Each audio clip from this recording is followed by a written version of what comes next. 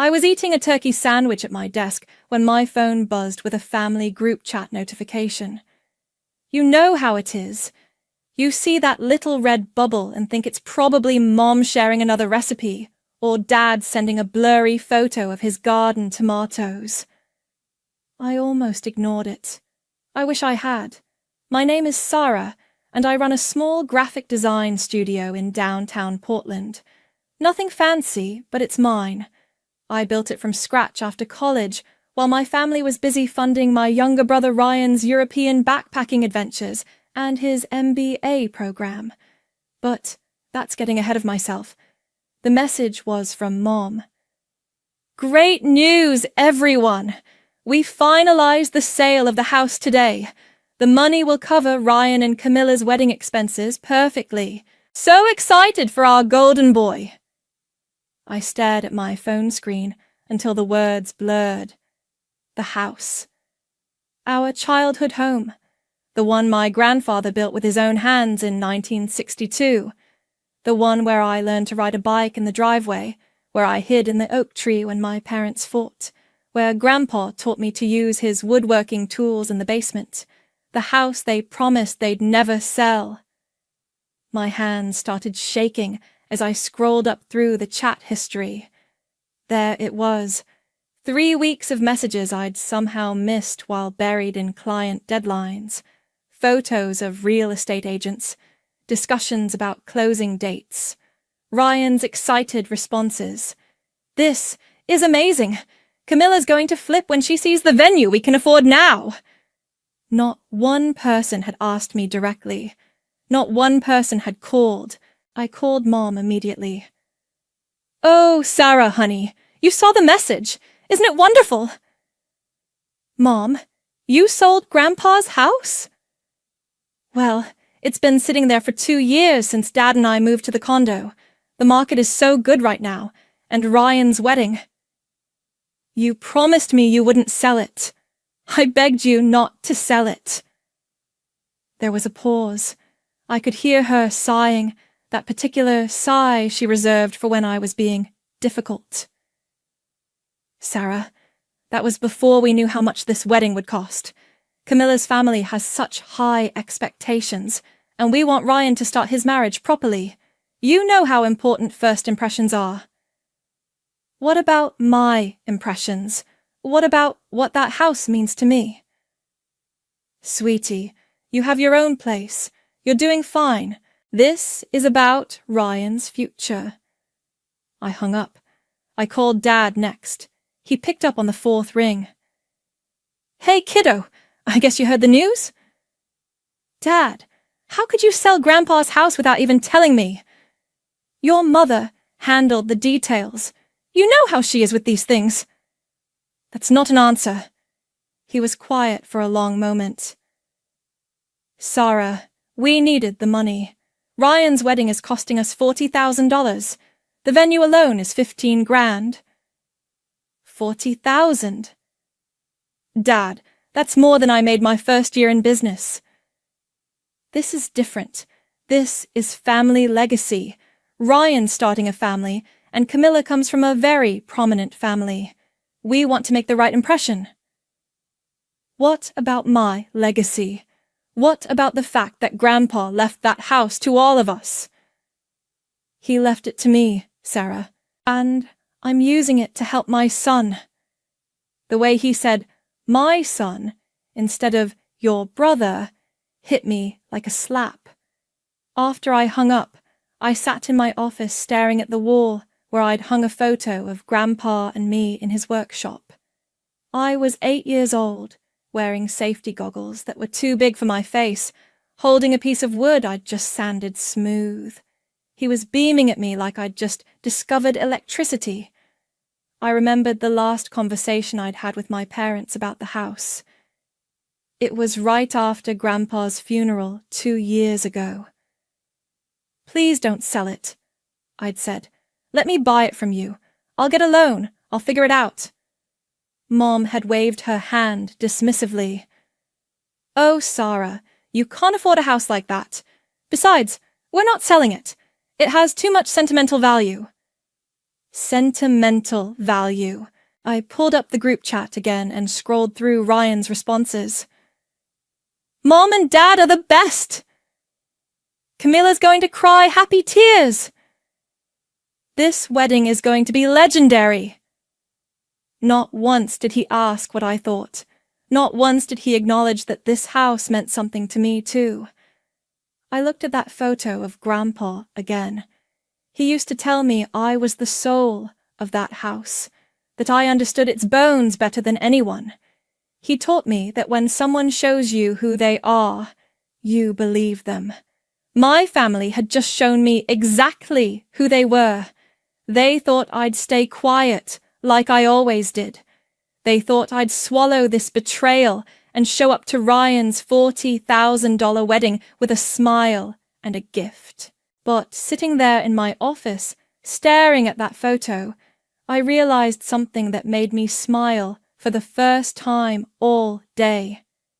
They had no idea what I was capable of. The next morning, I called my best friend Lacey before I'd even had coffee. I need your help with something, and you're going to think I've lost my mind. It's 7 a.m., Sarah. I haven't even opened my eyes yet. What's wrong? My parents sold Grandpa's house to pay for Ryan's wedding. There was a pause. Then, those absolute bastards! This is why I love Lacey. No questions, no devil's advocate bullshit. Just immediate righteous fury on my behalf. I'm going to buy it back. What? How? I have the money. That fund I've been building to open a second studio location? It's enough. Sarah, that's your entire future. No, Lacey, that house is my entire past, and I'm not letting them erase it for Ryan's Instagram-perfect wedding. By noon, I was sitting in my car outside the county recorder's office with a printed copy of the sale record. The buyer was listed as Uriah Dixon, cash purchase, closed 3 days ago. Lacey had already found his phone number and LinkedIn profile. Real estate investor, she texted me, buys houses, flips them, sells them. This might actually work.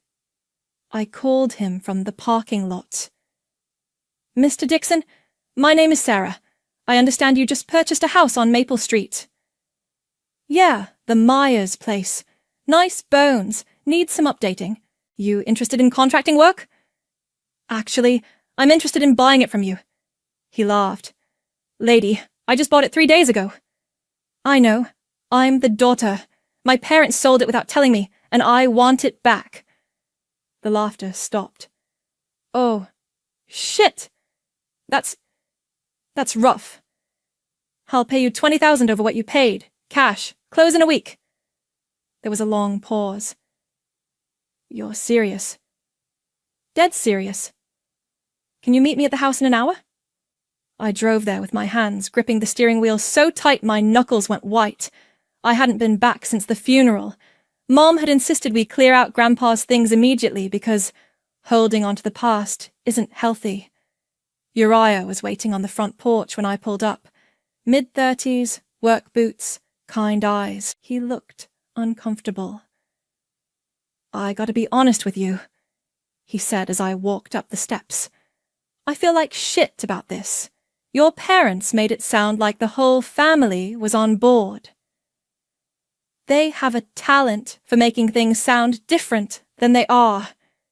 He unlocked the front door, and the smell hit me immediately.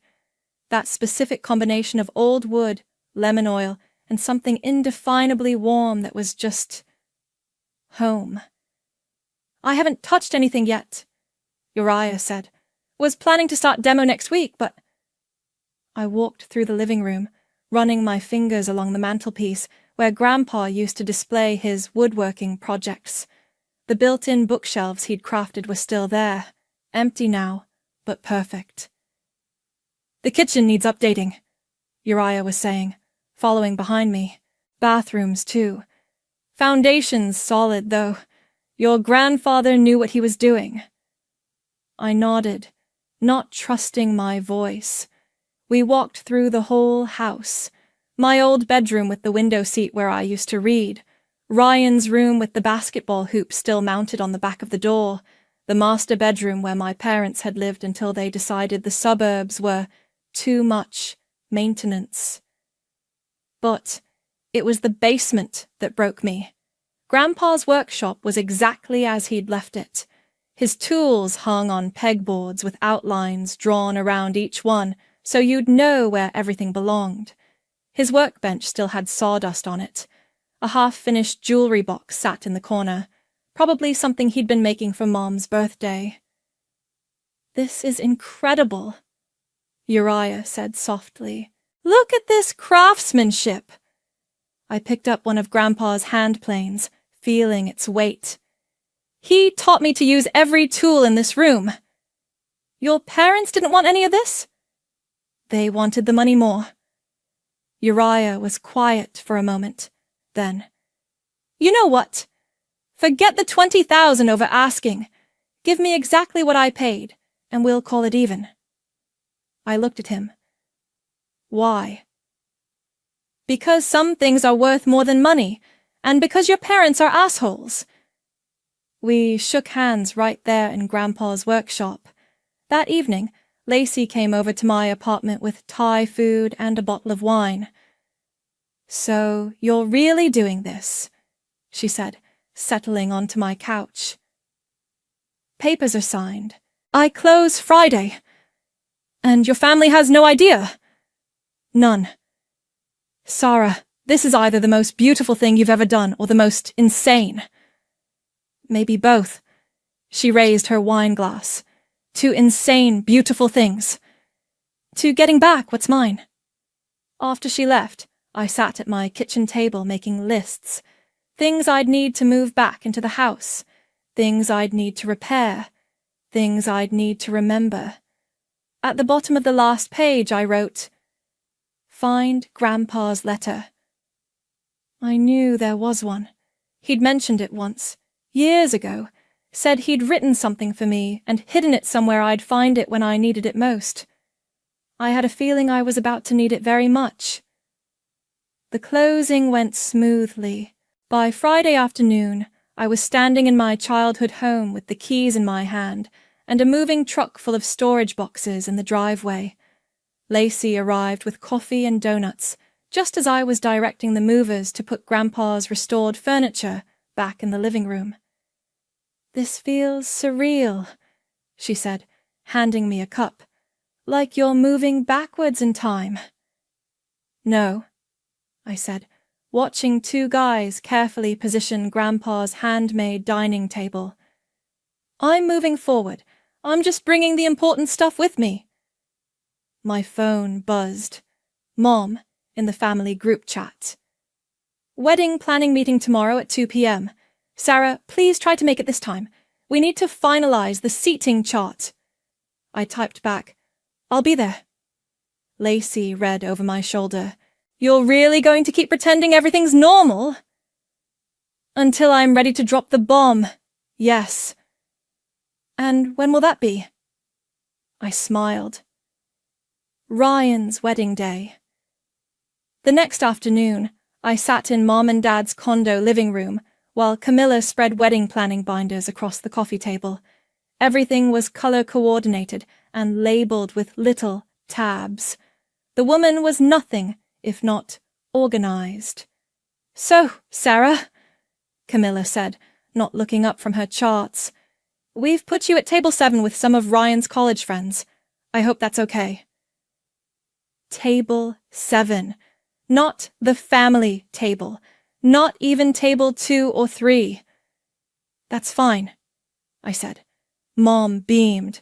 "Camilla has done such an incredible job with all of this. The venue is going to be absolutely stunning." "The Riverside Manor," Camilla said proudly. "It's where the governor's daughter got married last year." "How much is this costing again?" I asked. Mom and Dad exchanged a look. "It's an investment in Ryan's future," Dad said. "First impressions matter in his field." "Right. Banking. Very important to impress other bankers." Ryan walked in from the kitchen with a beer. Hey, sis, did you see the photos of our honeymoon suite? Camilla booked us the presidential villa in Tuscany. He showed me his phone. The villa looked like something from a magazine. Wow, I said. That must cost more than most people's cars. Ryan deserves the best, Mom said quickly. He's worked so hard. I nodded. Speaking of the wedding, I'd love to give a speech at the reception. Ryan's face lit up. Really? That would be amazing. Are you sure, sweetie? Mom asked. You know how emotional these things can get. I'm sure. I have some things I want to share about Ryan, about our family, about what home means. Camilla clapped her hands together. Oh, that's perfect. We'll put you right after the maid of honor speech. Actually, I said, I was hoping to go last. You know, end on a high note. Ryan grinned. Sarah giving the closing speech. I love it. She always was the writer in the family. After the meeting, I drove straight to the house. I'd been spending every evening there, slowly putting things back where they belonged. Tonight, I was tackling the attic. I climbed the narrow stairs with a flashlight, breathing in the musty smell of old wood and forgotten things. Boxes lined the walls, Christmas decorations, old photo albums, Ryan's high school trophies. And there, in the far corner, was a small wooden chest I'd never seen before. I dragged it under the single bare bulb and opened it carefully. Inside were papers, photographs, and a sealed envelope with my name written in Grandpa's careful handwriting. My hands shook as I opened it. My dearest Sarah, it began, if you're reading this, it means you've come home when you needed it most. This house has been in our family for 60 years, and in all that time, no one has understood its soul the way you do. I had to stop reading and wipe my eyes. You were always the one who saw beauty in the small things, the way the morning light hits the kitchen window, the sound the floorboards make when someone's coming home, the smell of sawdust and possibility in the basement workshop. You are the keeper of our family's heart, even when they don't see it. The letter went on for 2 pages. He wrote about teaching me to use his tools, about watching me grow up in these rooms, about knowing I would be the one to carry on what mattered most about our family. At the end he wrote, Remember, little one, a house is just wood and nails until someone fills it with love. You have always been the love in this house. Don't let anyone convince you otherwise. I sat in that attic for an hour, reading the letter over and over. Then I carefully folded it and put it in my pocket. Downstairs, I walked through each room, turning on lights, touching walls, remembering. In the kitchen, I made myself a cup of tea using Grandpa's old kettle. In the living room, I sat in his favorite chair and looked out at the oak tree where I used to hide.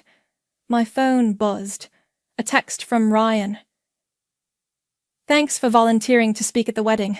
It means a lot that you want to be part of our special day. I typed back. I wouldn't miss it for the world. Then I added, I have so much I want to share. The bridal shower was held at some upscale country club that probably cost more for one afternoon than I spent on groceries in 3 months.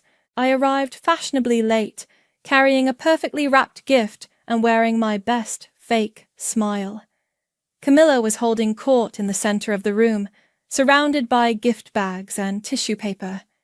She looked radiant in a flowing white dress that probably cost more than my car payment. Sarah! Mom called out, waving me over. Come meet Camilla's aunts from San Francisco. I made the rounds, shaking hands and making small talk about the wedding plans. Everyone kept commenting on how lucky Ryan was, how perfect the couple looked together, how generous my parents were being. Your parents are just wonderful, gushed one of Camilla's relatives. selling their family home to give Ryan and Camilla the wedding of their dreams. That's true love." "It really is," I said, my smile never wavering. When it came time for speeches, Camilla's maid of honor went first, talking about college memories and shared dreams. Then Camilla's sister, Caitlin, the wedding planner, gave a polished presentation about the upcoming ceremony. Finally, Camilla herself stood up, champagne glass in hand. "I just want to thank everyone for being here today," she began, her voice carrying that practiced sweetness she used at family gatherings. "But most of all, I want to thank Victoria and Dwayne for their incredible generosity." She turned toward my parents, who were beaming. "When I first met Ryan, I knew he came from a special family, but I had no idea just how special until they offered to sell their family home to make our wedding dreams come true. That kind of sacrifice, that kind of love. It shows me exactly what kind of family I'm marrying into." The room erupted in applause. Mom dabbed at her eyes with a napkin. "Ryan is so lucky to have parents who support his dreams unconditionally," Camilla continued. "Who put his happiness above everything else? I can only hope to be half the mother Victoria is someday." More applause. I clapped along, my hands making sharp, hollow sounds. "And Sarah," Camilla said, turning to me with a bright smile. "Thank you for being so understanding about everything. I know this transition hasn't been easy, but your support means the world to us." Everyone looked at me expectantly. I raised my glass. "To family," I said simply. "To family." The room echoed. After the shower, I sat in my car in the parking lot for 10 minutes before I could trust myself to drive. My phone rang. Lacey. "How was the shower from hell?" "Educational." "That bad?" Camilla gave a speech about how lucky Ryan is to have parents who support his dreams unconditionally. "Oh, Sarah." "You know what's funny? She's right. Ryan is lucky. He's had unconditional support his entire life. When he wanted to study abroad, they found the money. When he wanted to switch majors, they said, 'Follow your dreams.' When he needed help with his first apartment deposit, they wrote a check." "And when you needed help?" I thought about my college years, filling out financial aid forms alone at the kitchen table, working 2 jobs while Ryan backpacked through Europe, calling to tell them I'd gotten my first big client, only to have Mom cut me off because Ryan was on the other line with exciting news about his internship. When I needed help, I learned to help myself. That evening, I drove to the house and went straight to my old bedroom. I'd been slowly restoring it to exactly how it was when I was 16. The same bedspread, the same posters, the same books on the shelves. I opened the closet and pulled out a box I'd labeled High School Memories. Inside were my old diaries, report cards, college acceptance letters, and scholarship applications. I flipped through one of the diaries, stopping at an entry from senior year. "Got rejected for the merit scholarship today. Mom said maybe I should consider community college instead of state. Meanwhile, Ryan got accepted to 3 different study abroad programs, and they're so proud they could burst. Sometimes I feel invisible in this family." Another entry, a few months later. "Graduation party was weird. All of Ryan's friends came, but when I mentioned my acceptance to state, Dad changed the subject to Ryan's summer plans. I'm starting to think they see me as the practice kid, the one they figured out parenting on before the real child came along." I closed the diary and pulled out my college acceptance letter. I remembered the day it arrived. I'd been so excited, running into the house, waving the envelope. "Mom! Dad! I got into state!" Mom had looked up from helping Ryan with his college applications. "That's nice, honey. Ryan, Did you finish your essay about leadership experience? I'd stood there holding my acceptance letter, watching them bend over Ryan's paperwork, and realized that my biggest achievement was just background noise to Ryan's potential. I put everything back in the box except for one thing, my high school yearbook. I flipped to the senior quotes section and found mine. The best revenge is massive success. I'd forgotten I'd written that. Now, sitting in my childhood bedroom in the house I'd bought back with my own money, I smiled. 16-year-old me had no idea how right she was. 2 weeks before the wedding, I rented a storage unit across town. Not just any storage unit, one of those climate-controlled ones with good lighting that people use for wine collections or art storage. Lacey met me there with her SUV loaded with supplies. "I still can't believe we're doing this," she said, rolling up the metal door. "Think of it as an art installation," I said, pulling on work gloves. "A living museum of family memories." We spent the entire Saturday transforming that sterile space. I'd brought folding tables, display easels, and professional lighting from my studio. Lacey had contributed her organizational skills and a label maker. The first table held my childhood artwork, finger paintings, crayon drawings, school projects that Mom had thrown in a donate box without looking. I arranged them chronologically, with little placards describing each piece.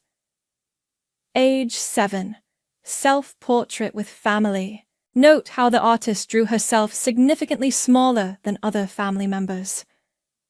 Age 10. Father's Day card. Found in basement storage. Never given. The second table showcased report cards and school achievements. All A's through elementary school, honor roll certificates, academic awards, things that had been briefly acknowledged and then forgotten. "Look at this," Lacey said, holding up a certificate. "Student of the month 3 times in 5th grade." "I remember being so proud of that," I said. "I put it on the refrigerator, and Mom moved it to make room for Ryan's soccer schedule." The back wall became a photo gallery. Pictures of me at science fairs, art shows, school plays, always standing alone or with friends, never with family. In contrast, I'd found dozens of photos of Ryan's events with Mom and Dad beaming in the background.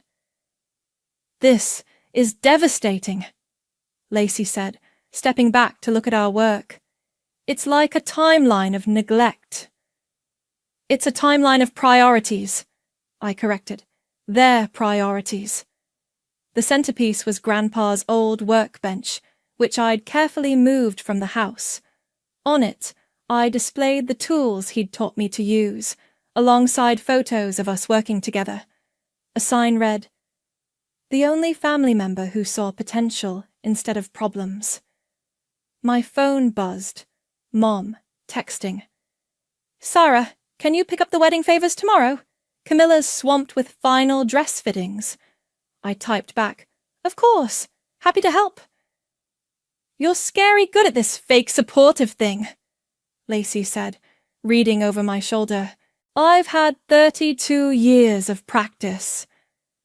The next day, I picked up 300 small silver picture frames, the wedding favors that would sit at each place setting.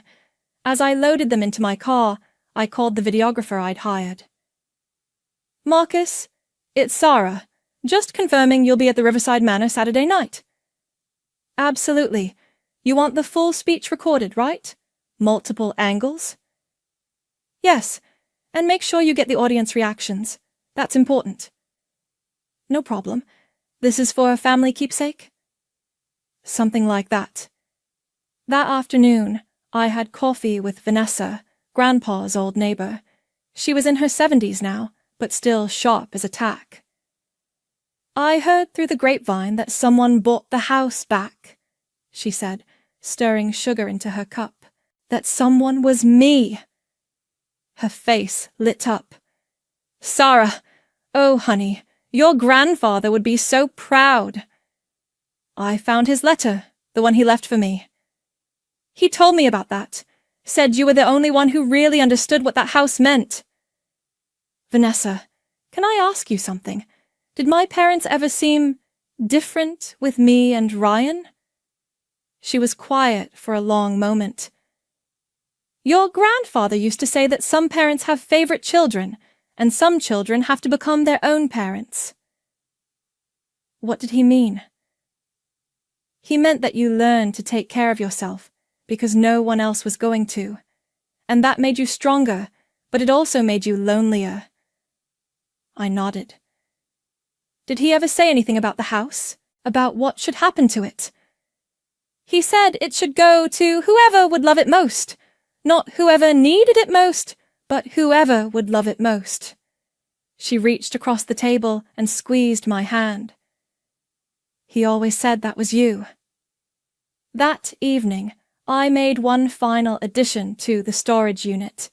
I set up a small TV and DVD player in the corner with a sign that read, "Press play for family home movies."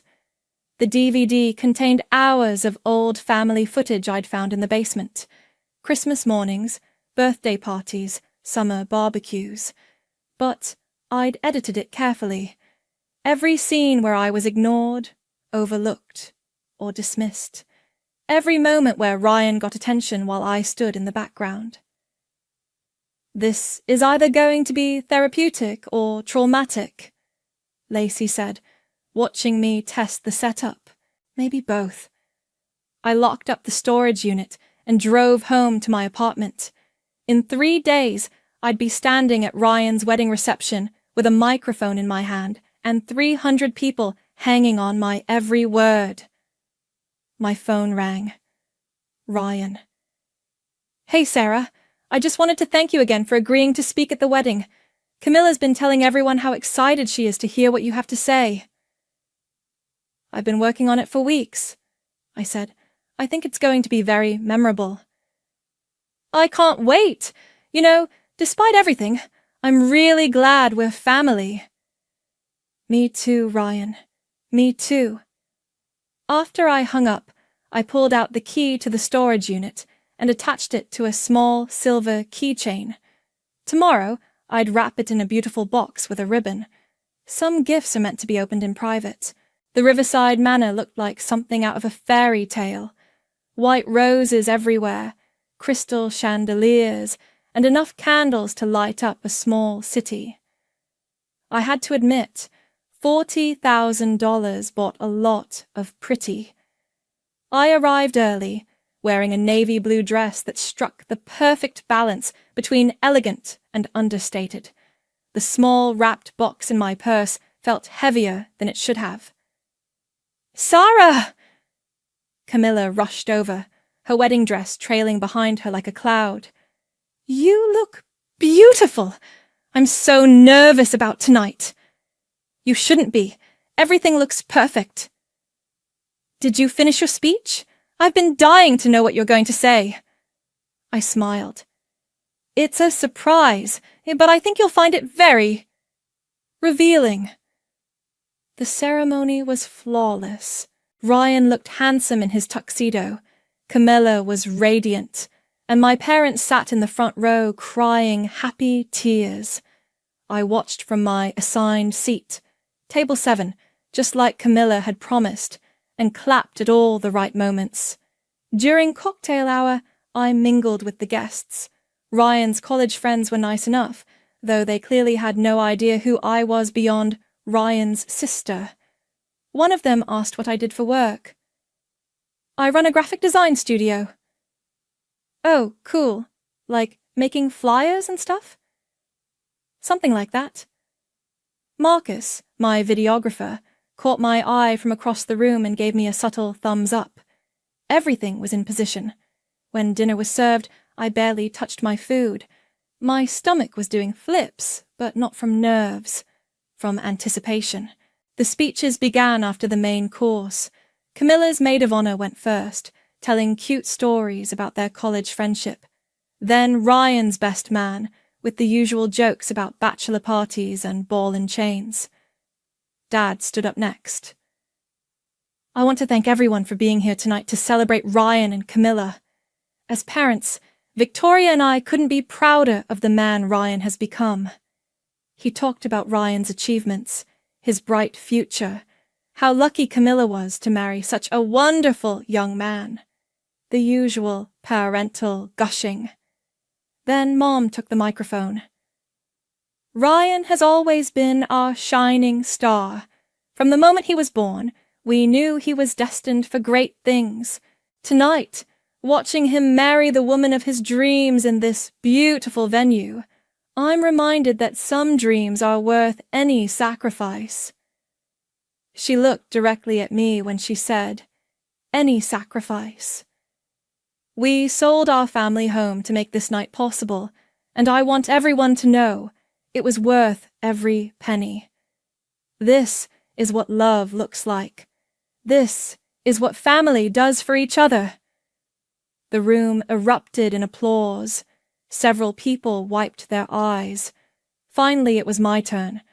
I walked to the front of the room, my heels clicking on the marble floor. The microphone felt cool in my hands. 300 faces looked up at me expectantly.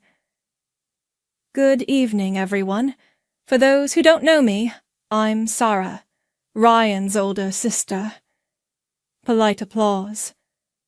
I've been thinking about what to say tonight for weeks now. How do you sum up a lifetime of memories in just a few minutes? I paused, looking out at the crowd. Mom was beaming. Dad had his phone out, recording. Ryan and Camilla were holding hands, looking at me with such trust and affection.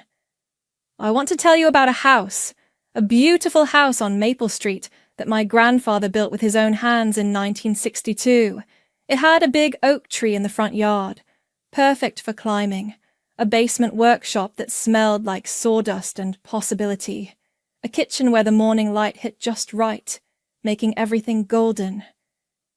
A few people nodded appreciatively. Mom's smile faltered slightly. That house was where Ryan and I grew up, where we learned to ride bikes, where we hid during thunderstorms, where we carved our initials into the doorframe every year on our birthdays to mark how much we'd grown. I could see Ryan's face softening with nostalgia. 3 weeks ago, my parents sold that house. They sold 60 years of family history, generations of memories, the place where our grandfather taught us that home isn't just where you live, it's where you're loved. The room was getting quieter. Mom had stopped smiling entirely. They sold it to pay for this wedding. $40,000 for one perfect night. I gestured around the room, taking in the flowers, the chandeliers, the elaborate centerpieces. And you know what? I think that's beautiful. I think it's beautiful that parents would sacrifice everything for their child's happiness. I think it's beautiful that love can be measured in dollars and cents, in square footage and property values. Ryan was starting to look confused. Camilla's grip on his hand had tightened. But here's the thing about sacrifice. It only means something when everyone knows about it, when everyone understands what was given up. I reached into my purse and pulled out the small, wrapped box. So, Ryan, Camilla, I have a wedding gift for you. I walked over to their table and placed the box in front of them. Open it. Ryan's hands shook slightly as he unwrapped the box. Inside was the silver key and a small card with an address. He looked up at me, his face pale. Sarah, what is this? I smiled, and for the first time all evening, it was completely genuine. It's the key to our childhood home, the one Mom and Dad sold to pay for your wedding. The room went dead silent. I bought it back. The silence stretched for what felt like an eternity. 300 people staring at me, at Ryan, at the key in his trembling hands. You... What? Ryan's voice was barely a whisper. I took the microphone again. I bought back our childhood home, the one you're sitting in the profits of right now. Mom shot to her feet. Sarah, what are you doing? I'm giving a wedding speech, Mom, just like you asked. Dad's face had gone completely white. This isn't the time or place. Actually, Dad, this is the perfect time and place. When else do we have the whole family together? When else does everyone get to hear the real story? I turned back to the crowd, most of whom were now whispering to each other. You see, that address on the card? It's not just the house. It's a storage unit I've prepared especially for Ryan and Camilla. Think of it as a wedding gift, a collection of family memories that were almost lost forever. Camilla found her voice. Sarah, I don't understand. What kind of memories? Oh, all kinds. Report cards, artwork, photos, home movies. 32 years of family history that was sitting in boxes, forgotten and discarded. I looked directly at my parents. Amazing what people throw away when they're focused on more important things. Ryan stood up, still clutching the key. Sarah, stop. Please, this is our wedding day. I know exactly what day it is, Ryan. It's the day our parents sold our grandfather's house to buy you a fairy tale. It's the day 300 people gathered to celebrate how lucky you are to have such devoted family. The murmur from the crowd was getting louder. I could hear fragments. What's happening? Is this part of the speech? Should someone stop her? But here's what I want everyone to understand, I continued, my voice carrying clearly over the whispers. This beautiful wedding, this perfect night, it cost more than just money. It cost the place where Ryan learned to ride a bike, where I taught myself to be invisible, where our grandfather built birdhouses and told us stories and made us believe we were both equally loved. Mom was crying now, but not the happy tears from earlier. Sarah, please. The storage unit contains everything our parents thought wasn't worth keeping when they cleared out the house. My childhood diaries, Ryan's old report cards, the ones from middle school when he was struggling, before he became the golden child. Photos of me at science fairs and art shows, standing alone because no one came to watch.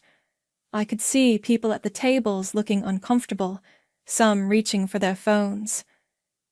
There are home movies too, hours of family footage that tells a very different story than the one you heard tonight. You'll see birthdays where one child got parties and the other got cupcakes. Christmases where the gift piles were uneven. Graduations where one child's achievements were celebrated and the others were background noise. Ryan's best man leaned over and whispered something to him. Ryan shook his head, his eyes never leaving my face. Sarah, Ryan said, his voice cracking. I never knew. Of course you didn't know. Why would you? You were busy being perfect while I was busy being forgotten. Camilla stood up beside Ryan. This is insane. You're ruining our wedding over some childhood grudge? I laughed, and the sound echoed off the marble walls. Childhood grudge? Camilla, 3 weeks ago I found out my family sold my grandfather's house through a group text. Not a phone call. Not a family meeting. A group text, like I was getting updates about a pizza order. The room was buzzing now. I could see Marcus in the corner, his camera capturing every moment. But you know what the beautiful part is? I'm not angry anymore. I'm grateful. Because selling that house showed me exactly where I stand in this family. And buying it back showed me exactly what I'm capable of. I walked back to Ryan and Camilla's table. That key opens more than just a storage unit. It opens 32 years of truth. It opens the real story of what sacrifice looks like when only one person is doing the sacrificing. Dad finally found his voice. Sarah, we can discuss this privately. No, Dad. We had 32 years to discuss this privately. Now, we're discussing it publicly. I looked around the room one more time. Some people looked horrified. Others looked fascinated. A few were nodding like they understood exactly what was happening. Enjoy your wedding night, Ryan. Enjoy your honeymoon in Tuscany, and when you get back, enjoy exploring your wedding gift. You'll find it very educational. I set the microphone down on their table with a soft thud. Oh, and Mom? I turned to face her tear-streaked face. Thanks for teaching me that some dreams are worth any sacrifice. You just never realized I was taking notes. I walked toward the exit, my heels clicking on the marble floor. Behind me, the room erupted into chaos. Voices rising, chairs scraping, someone calling my name. But I didn't look back. At the door, a woman I didn't recognize touched my arm gently. Excuse me, she said quietly. I just wanted to say, you just said what half the people in this room have wanted to scream at their own families for years. I smiled at her. Then maybe they should.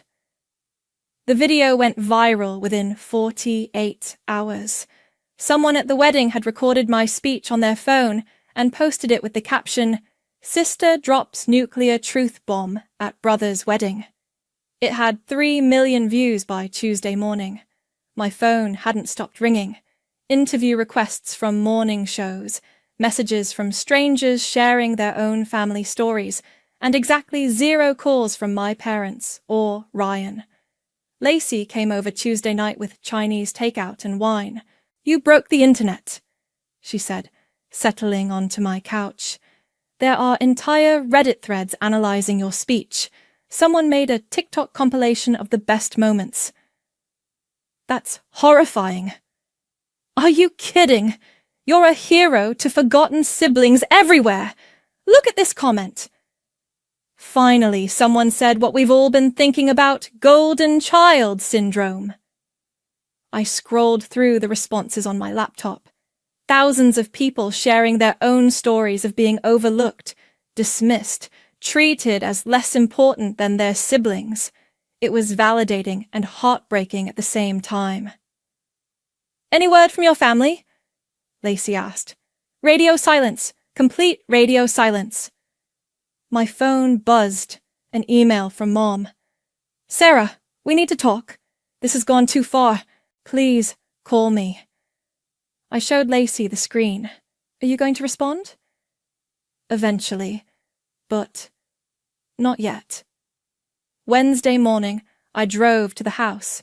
I'd been staying there most nights since the wedding, finding comfort in the familiar creaks and smells. As I pulled into the driveway, I saw Vanessa working in her garden next door. Sarah! She called out, waving me over. I saw the news coverage. Your grandfather would be so proud. You think so? Honey, that man spent years watching your parents overlook you. He used to say you had more backbone than the rest of them combined. You just needed the right moment to show it. She handed me a tomato from her garden. He also used to say that sometimes the truth hurts before it heals.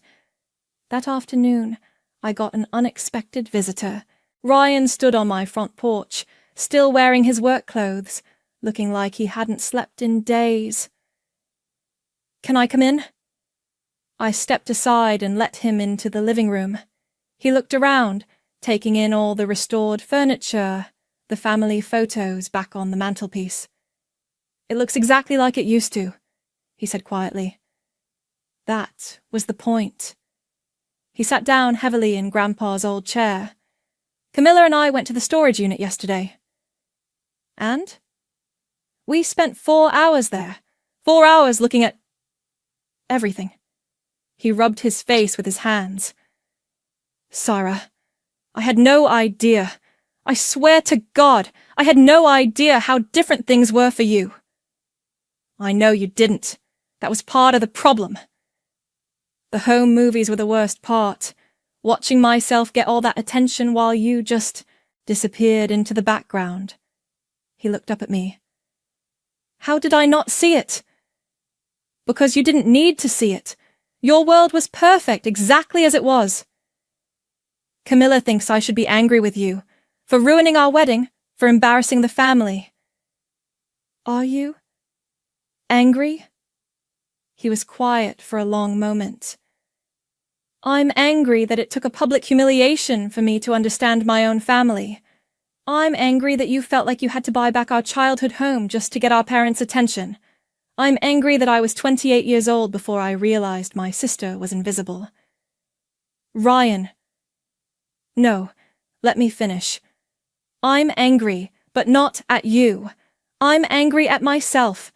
And I'm angry at Mom and Dad for making you feel like you didn't matter. I sat down on the couch across from him. What happens now?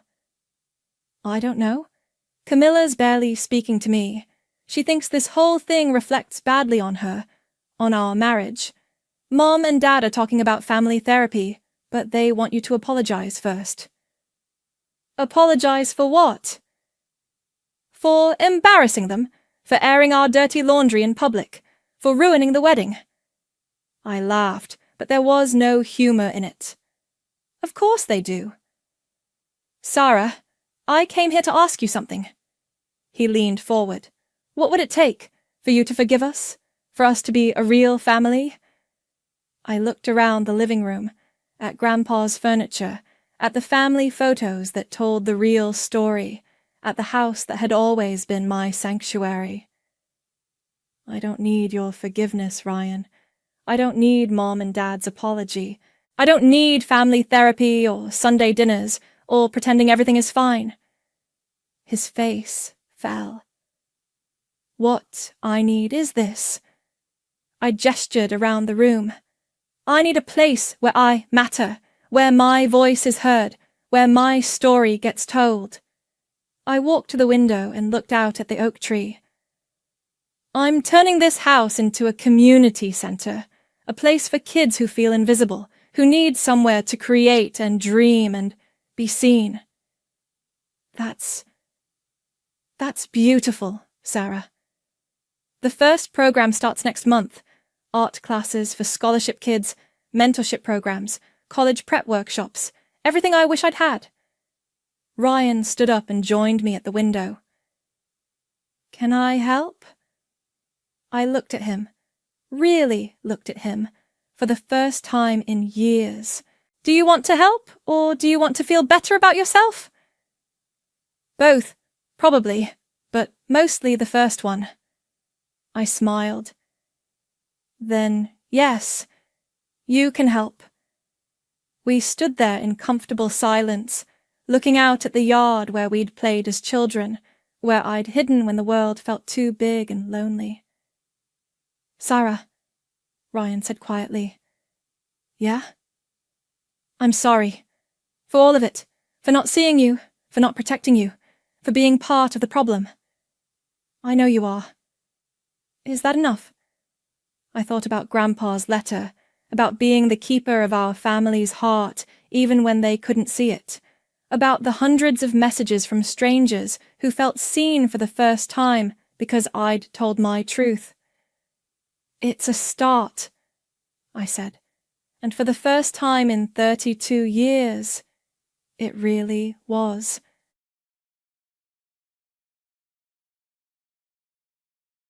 My name is Frances Allard, and 3 weeks after my grandfather's funeral, my mother sent a group text. Family meeting, Sunday, 3 p.m. Be on time. No explanation, no warm-up, just a demand. And like a fool, I went. The house looked exactly as I remembered. Neat shrubs, blue shutters, a porch swing no one ever used. But something was different the moment I stepped inside. It wasn't the lighting. It wasn't the silence. It was the arrangement. My family seated stiffly in the living room, with 2 strangers in tailored suits already waiting. Frances, my mother said, with that fixed smile she used at church potlucks and school fundraisers. The one that never reached her eyes. "Meet our family advisors." She gestured toward the two men like they were old friends, as if this wasn't an ambush with a dress code. One of them stood to shake my hand. I didn't move. I glanced at my sister Corinne, who stared into her lap like a scolded child, and then at my younger brother Mason, whose eyes were red but dry. My stepfather stood by the fireplace, arms folded like he'd been rehearsing that pose for weeks. "Would you like some coffee?" my mother asked. I set my leather folder on my lap and crossed my legs. "No, I'd like to know why I'm here." "Because we're family," she said, her voice syrupy and staged, "and your grandfather would have wanted us to work together." That's when I realized what this was. Not a meeting, not a conversation. It was a presentation, a coordinated effort to make me hand over the one thing they hadn't been able to steal when he was alive, his legacy. And unfortunately for them, I'd come prepared. My grandfather, Harold Vance, wasn't just the man who raised me. He was the reason I believed in structure, in spreadsheets, in sticking to the promises you make, even when no one's watching. He founded Vance Materials when he was 27 with a rusted pickup truck and a handshake loan from a neighbor. By the time I was born, it was a multi-state supplier of commercial-grade lumber, insulation, and concrete composites. Every contractor within 5 counties knew his name. As a child, while my sister begged for sparkly shoes and Mason played with train sets, I asked to visit the warehouse. I loved the sharp scent of pine, the hum of forklifts, the way Grandpa's voice carried through the steel rafters when he walked the floor. When I was 12, he handed me my first ledger and said, "Let's see how your brain handles columns instead of crayons." I was hooked. My mother, Denise, never understood it. She liked nice things, and she liked them fast. She once told me, "Your grandfather builds warehouses. I build a life." That life included 3 maxed-out credit cards, a leased Mercedes, and a revolving door of crisis purchases, spa retreats labeled as emotional recovery, handbags bought on clearance, and charity galas for networking. The will was read 2 weeks after the funeral, in a wood-paneled conference room that smelled of furniture polish and antique leather. My mother wore black silk and oversized sunglasses, like she'd stepped off the set of a low-budget soap opera. Corinne sniffled softly through the preamble. Mason just looked confused.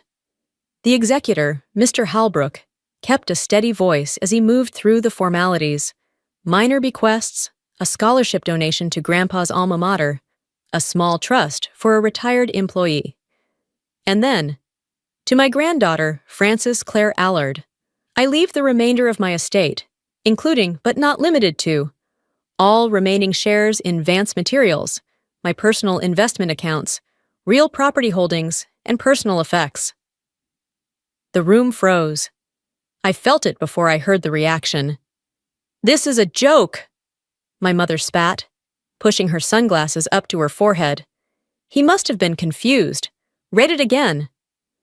"I've read it several times, Mrs. Vance," Halbrook replied, unfazed.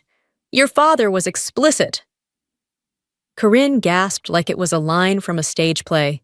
"He loved all of us. He wouldn't pick favorites." Mason didn't say a word. He just rubbed his hands together, like he didn't know what to do with them. "This isn't happening," my mother whispered. But it was. In that moment, I wasn't just his granddaughter. I was the sole heir to everything Harold Vance had built from the ground up. And I wasn't ready. Later that day, in the parking lot, my mother approached me with calm poison in her voice. "Just sign everything over," she said. "I'll divide it fairly. I'll make sure everyone's cared for." I didn't answer. Not because I was unsure, but because I needed to choose my words carefully. "I need time to think."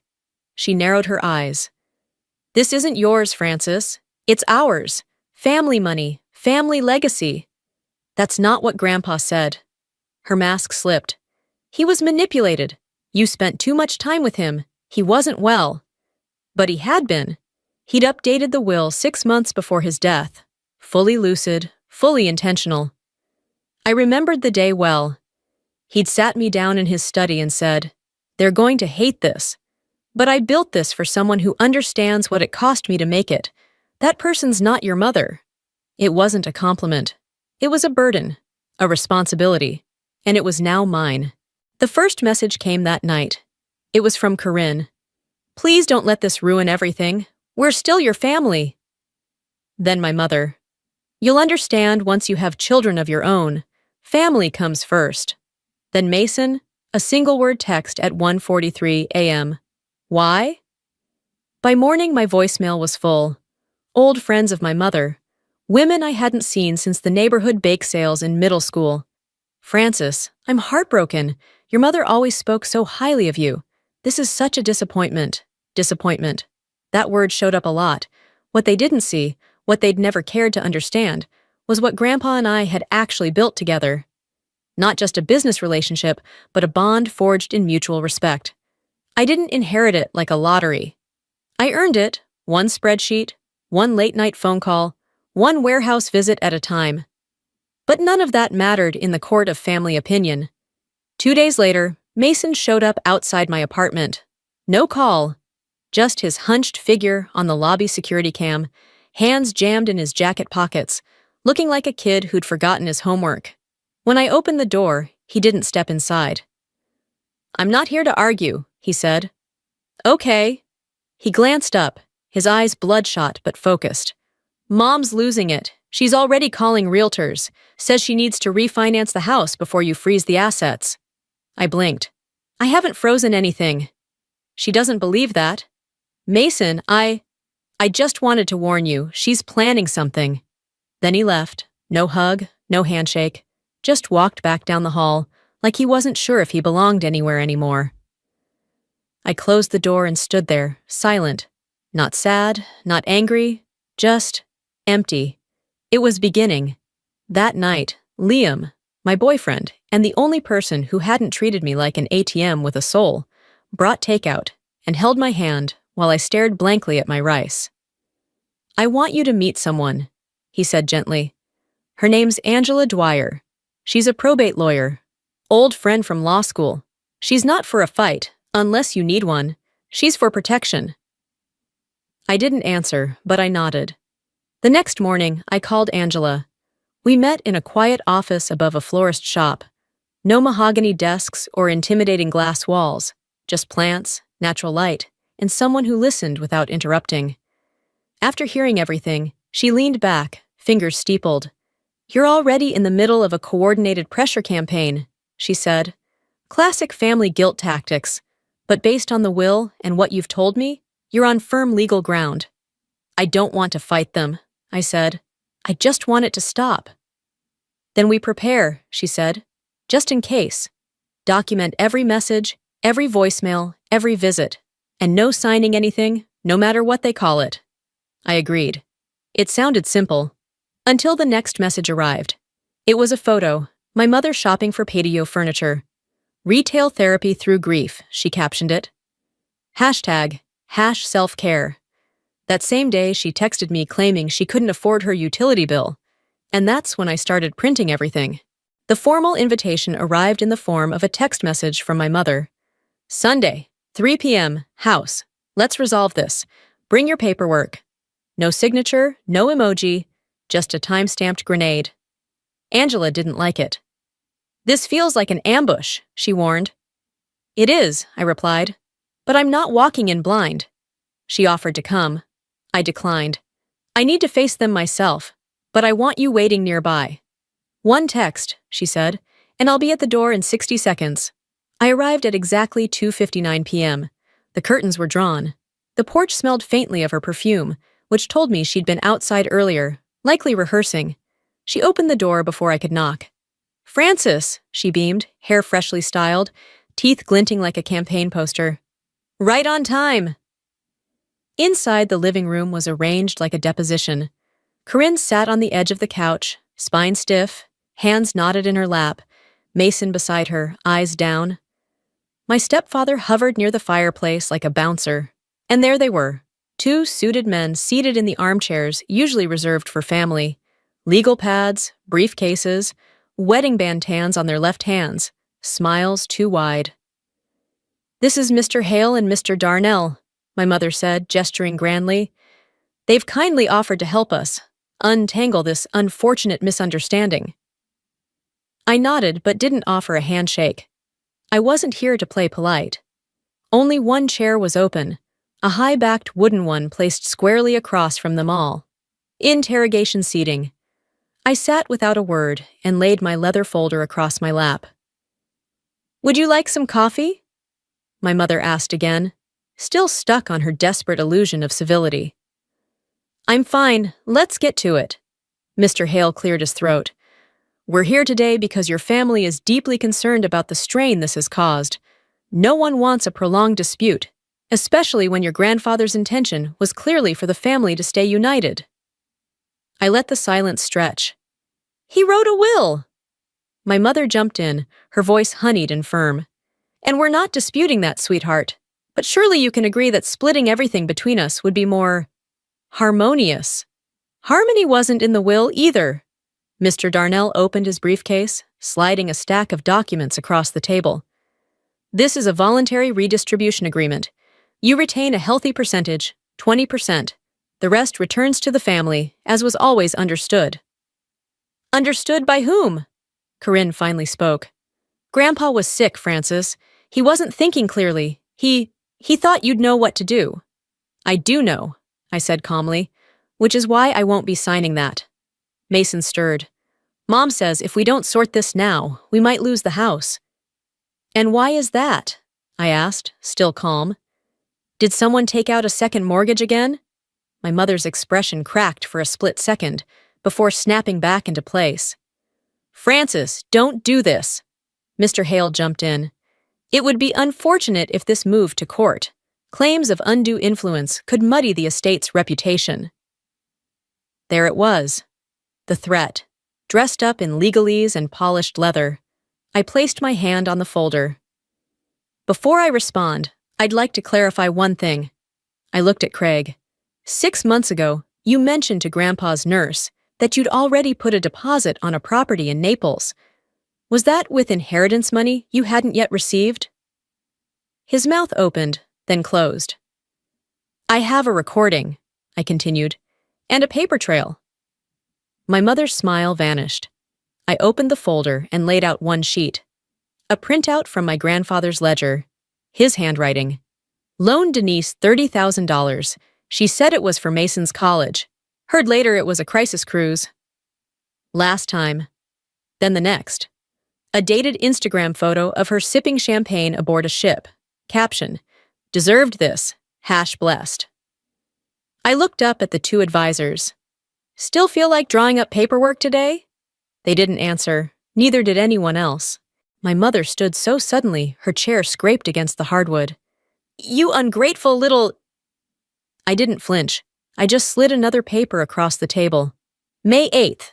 You told Grandpa Rachel needed emergency dental surgery. He gave you 20 grand. I glanced at Corinne. "You were in Scottsdale that weekend. Spa package, right? I remember the monogrammed robe." Corinne went pale. Craig cursed under his breath. "Francis, this is low, digging through a dead man's notes to twist his memory against his own family." "He wasn't confused," I said. "He was exhausted, and he kept records because he knew this would happen." I reached for the last item in my folder. A sealed envelope, slightly worn, addressed in my grandfather's looping script, for Francis. If they come for it. I didn't open it. I didn't need to. But the two men in suits were already shifting in their chairs, the confidence draining from their posture. Mr. Hale adjusted his tie. "Miss Allard, we were told this would be a cooperative conversation." "It was never going to be that. And you're not legal counsel, are you? Just pressure brokers." I turned to my mother. "You didn't tell them I already retained a real lawyer, did you? She's in a car outside. One word from me, and she's at the door." The two advisors stood up in near unison. "We'll excuse ourselves," one muttered, snapping his briefcase shut. "Mrs. Vance, we were unaware of any pending counsel representation." My mother's expression turned to stone. "This isn't over," she hissed. "Actually," I said, standing, "it is." I gathered my documents, slow and deliberate. "I'm not signing anything. I won't enable your spending, and I won't let you rewrite the past just because the present no longer suits you. You owe us. I owe Grandpa, that's who I'm honoring. Then Mason stood. Everyone froze, even Craig. I didn't know, Mason said quietly, about the cruise or the spa, or that you used my name to take money from him. He looked at Mom. You said Francis was selfish, but you lied. About everything. Mason, sit down, she snapped. No. The word hit like a bell. He turned to me. Can I come with you? I nodded. Let's go. Craig stepped forward, chest puffed. You little... I raised my phone. This conversation's been recorded. He stopped cold. We left in silence, passing the stunned faces of a family that had always assumed I'd bend. Not this time. Angela was already out of her car when we stepped onto the driveway. You okay? She asked, eyeing Mason. He's with me, I said. And we're done here. Behind us, the door slammed so hard the porch light flickered. But for once, I didn't look back. Mason didn't speak much on the ride back. He sat in the passenger seat, staring straight ahead, his fingers occasionally tightening around the seatbelt. When we reached my apartment, he followed me inside without asking if he could stay. He already knew. You're on the couch, I said. It folds out. Sheets are clean. He nodded. Thanks. We didn't talk about what happened. Not that night. We just sat in the quiet. I made tea. He drank it. I scrolled through emails. He stared at the ceiling. The silence wasn't heavy. It was healing. By morning, I had a plan. I returned to Grandpa's house, the one I now legally owned, but hadn't touched since the funeral. I unlocked the front door, the air stale with memory and dust. I went straight to his study. The smell of old paper, cedar, and coffee grounds still lingered. His desk was exactly as he left it. I opened the center drawer and found the journal. Flipping through its pages, I saw everything. Dates, numbers, names, annotations in his sharp, unfussy handwriting. And a new note I'd missed the first time, scribbled in the margin near the back. Frances has what Denise never learned: restraint, clarity. If she chooses to lead, this business may survive me. If she chooses to love, it may outlive us both. I sat there a long time, just breathing. That afternoon, I met Angela for lunch and showed her the journal. She helped me file it as supplementary evidence with the probate court, sealing any loophole that might be exploited later. We also drafted the paperwork for a small educational trust in Mason's name, just enough to support his degree without tying him to anyone's leash. Angela nodded as I signed it. This is clean, fair, generous.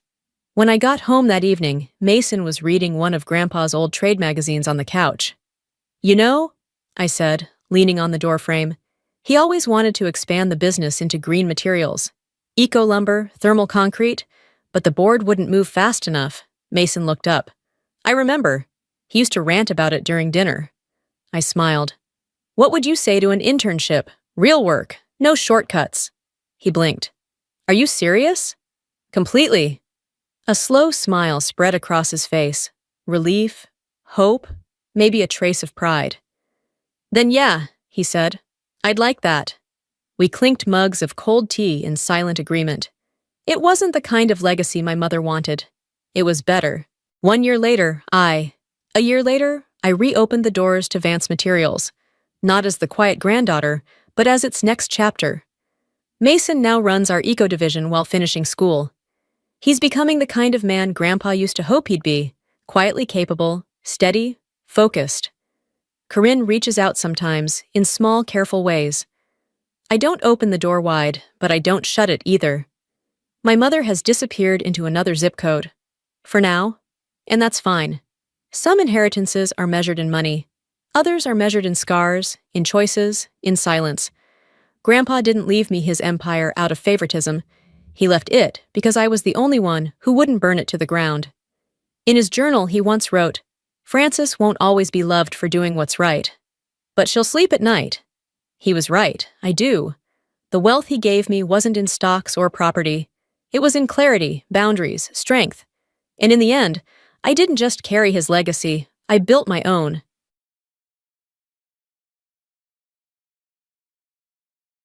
My name is Cassidy Moore.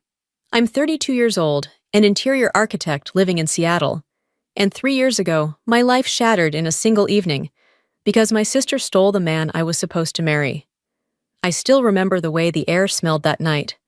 Lavender from the garden, grilled peaches from the kitchen, wine breathing on the sideboard. It was the eve of my engagement party.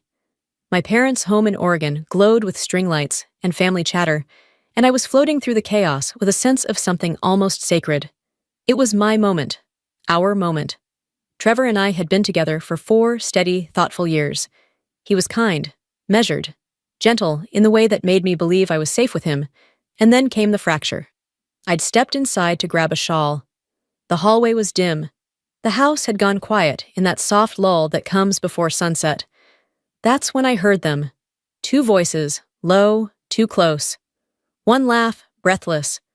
I turned toward the den, barefoot on hardwood, unsure why my stomach twisted so violently. There they were. My fiancé, Trevor, my sister, Clara. His hand rested on her waist. Her fingers grazed the back of his neck. They were whispering something I couldn't hear, but their faces were just inches apart, so familiar, so charged, that it sucked the breath out of me. They didn't notice me at first. I just stood there, frozen, watching them lean into each other like I hadn't existed. Like I hadn't been the one building a life with him. Like I hadn't trusted them both. When they finally saw me, neither said a word. The room was still. No yelling, no apology. Just silence, and the sound of something inside me collapsing. That was the night everything changed. If you had asked me then, on that porch, my hand trembling, a garden full of laughing guests behind me, if I believed I'd ever feel whole again, I would have said no. But here I am, 3 years later, and when I walked into that family dinner with the man I actually married, and saw Clara freeze at the sight of him, that's when I knew. Some things don't need to be said out loud to be heard. A week before the engagement party, life felt almost cinematic. I had flown down from Seattle to my parents' house in Eugene, Oregon, the home I grew up in, the creaky front porch, the ivy curling along the gutters, the sound of my mother humming as she cooked, wrapped around me like an old quilt. It wasn't perfect, but it was familiar, warm. Clara was already there, of course. She always managed to arrive early, uninvited or not, and insert herself into the middle of things. My younger sister was the type who could steal attention without trying. Radiant, quick-witted, the kind of person you noticed even when you didn't want to. Growing up, people always said we were opposites. I was quiet and thoughtful. She was loud and electric. I used to think that made us balance each other out. I don't believe that anymore. In those early days, Clara was surprisingly helpful. She talked with the florist, texted me color palettes, even ran to pick up Trevor's favorite whiskey. I remember telling my mom, "It's nice having her here." And my mom, smiling too quickly, said, "She's just excited for you." At the time, I wanted to believe that. There were moments, though, subtle, strange ones. The way Clara's hand lingered on Trevor's arm when she laughed. The inside jokes I wasn't part of. The glance he gave her across the dinner table that made my skin prickle. I caught it all, those microscopic betrayals. But I swallowed them down, convincing myself I was being paranoid. Clara had always been flirtatious. Trevor was just comfortable with my family. That's what love is, right? Trusting even when your gut begs you not to. The night of the party came quickly. Friends and relatives poured into our backyard, sipping wine beneath the apple trees, music echoing from the Bluetooth speaker Clara insisted we use. I wore a pale green dress Trevor once said brought out my eyes. He looked handsome, even nervous, like this meant something real to him. And still, I couldn't shake the feeling. Midway through the night, while helping my mom arrange extra dessert plates, I realized I had left my shawl inside. The temperature had dropped just enough to raise goosebumps on my arms, so I ducked back through the kitchen and into the quiet hallway. That's when I heard the low voices, a murmur, a breathy laugh. Clara's laugh. I turned toward the den, and there it was. Them. Trevor standing too close, Clara's hands in his hair. their bodies leaning in like magnets pulled from opposite poles. Time didn't slow down. It stopped. I couldn't move, couldn't speak. I was watching something I had no language for, a private world unfolding that I was never meant to witness. They didn't see me right away, and in those seconds of invisibility, I felt everything, every lie, every dismissal, every silent warning I had ignored, fall into place like a cruel, perfect puzzle. When Trevor finally turned and saw me, his face twisted into something between guilt and dread. Clara just blinked. There was no gasp, no apology, only silence. I backed away slowly. My footsteps didn't echo. Even the floorboards seemed to pity me. Outside, the party continued. Laughter, music, champagne flutes clinking. No one knew I had just lost my future. I didn't stay for goodbyes. I packed my things before dawn, left a note on the kitchen counter that simply read, "I need time," and slipped out into the gray morning without waking a soul. Back in Seattle, my apartment looked different. Smaller somehow, lonelier. The walls echoed in a way they hadn't before. I took down the engagement photos, stuffed them into a shoebox, and buried it beneath winter coats in the closet. I deleted every saved message, blocked Trevor's number, muted Clara's name wherever it appeared. But there were things I couldn't erase, like the smell of his shampoo still lingering on a sweatshirt, or the sound of Clara's laughter, now sharper than glass in my memory. I didn't tell anyone what happened. Not my coworkers, not the barista who'd memorized my name and order. I simply poured myself into work. Long days at the architecture firm, late nights redrafting renderings no one asked for. Exhaustion became a shield. If I was tired enough, I wouldn't have to think, wouldn't have to feel. Weeks passed, then months. One Friday night, nearly 6 months after it all fell apart, I received an invitation to a gallery opening downtown. A local artist I vaguely remembered from an old college connection. I almost didn't go, but something in me, stubbornness, maybe pride, refused to let my life shrink any smaller. That's where I saw him again, Damian Carter. He was taller than I remembered. A quiet elegance in the way he stood, hands in pockets, shoulders relaxed like nothing could rattle him. He had been at my engagement party once, an old friend of Trevor's from grad school. Clara used to talk about him in passing, always with that performative admiration she saved for men she wanted but couldn't quite impress. He recognized me before I could disappear into a corner. "Cassidy Moore," he said, smiling as he stepped closer. "I almost didn't believe it was you." Neither did I. I felt awkward, like I had just stepped into the skin of someone I no longer fully fit. "It's been a long time," I managed. We talked. About art, about the city, about how absurd the wine selection was. He asked nothing about the past. Not about Trevor, not about Clara. Just asked what I'd been working on, what coffee shop I liked most, whether I still sketched designs by hand, or fully converted to digital. He made space without demanding it. That night, I went home lighter than I had in months. It didn't become a whirlwind romance. It became something quieter, slower. We ran into each other again the following week, then again at a park on a rainy Sunday. And before I realized it, the world I'd been tiptoeing through had shifted. With Damien, I didn't feel like a woman trying to hide her wounds. I felt like someone rediscovering how to live. He listened, not to respond, not to analyze, but to truly hear. He'd glance at me across a table and somehow know when I needed silence and when I needed distraction. He never filled the air with empty noise. Over time, I started to tell him the truth. Not all of it, not at once, but in small offerings. A flicker of pain here, a mention of Clara there. He never pushed for more. He just held space when I unraveled. There were nights we stayed up late in my apartment, drinking tea, listening to old jazz records. Nights I cried quietly into his shirt without needing to explain why. And mornings, I'd wake up to find he had made coffee just the way I liked it, with oat milk and the tiniest pinch of cinnamon. And in all of this, I discovered something unexpected. Joy. Not loud joy, not the kind you post about, but the kind that nestles deep in your bones and says, "You're safe now." I didn't tell my family. I didn't reach out. And when Damien and I eventually decided to marry, just the two of us, a courthouse, two witnesses we met that morning, I knew I wasn't hiding. I was protecting something sacred, something they no longer had the right to touch. We didn't wear white. There were no flowers, no aisle, no efficient reciting recycled vows.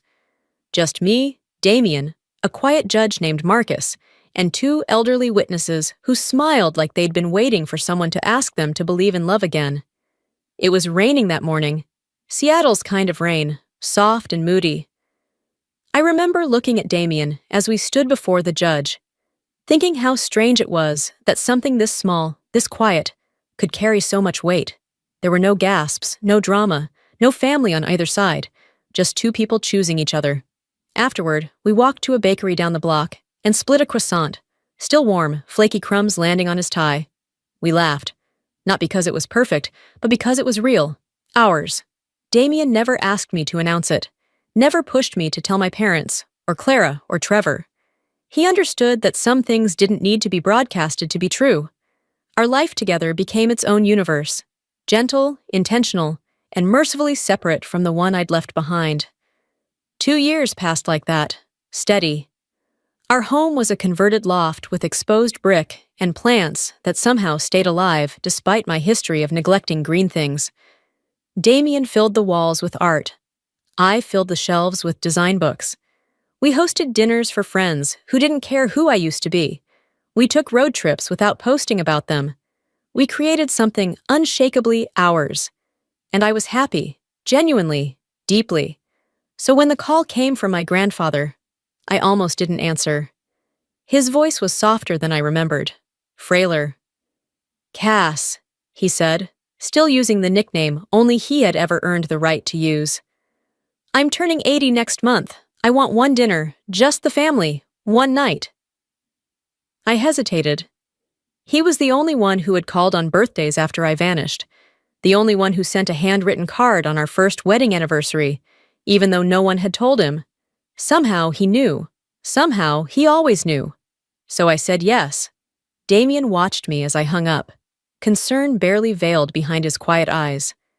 "You don't have to go," he said gently, his hand finding mine.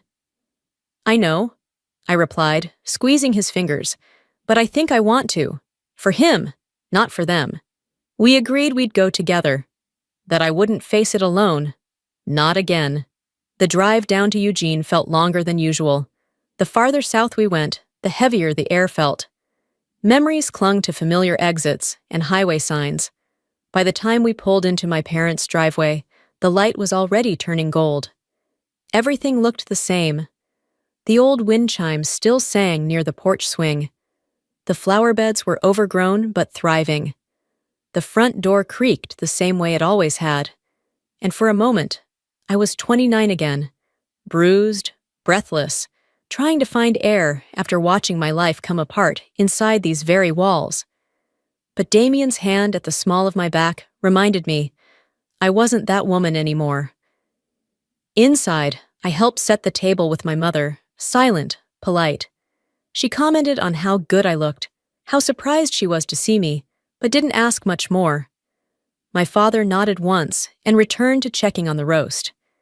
It was as if my absence had been folded into the fabric of the family and quietly sewn shut. I was laying out the silverware when I heard them. Two voices. Familiar. Too familiar. Clara and Trevor. I didn't turn around. Not yet.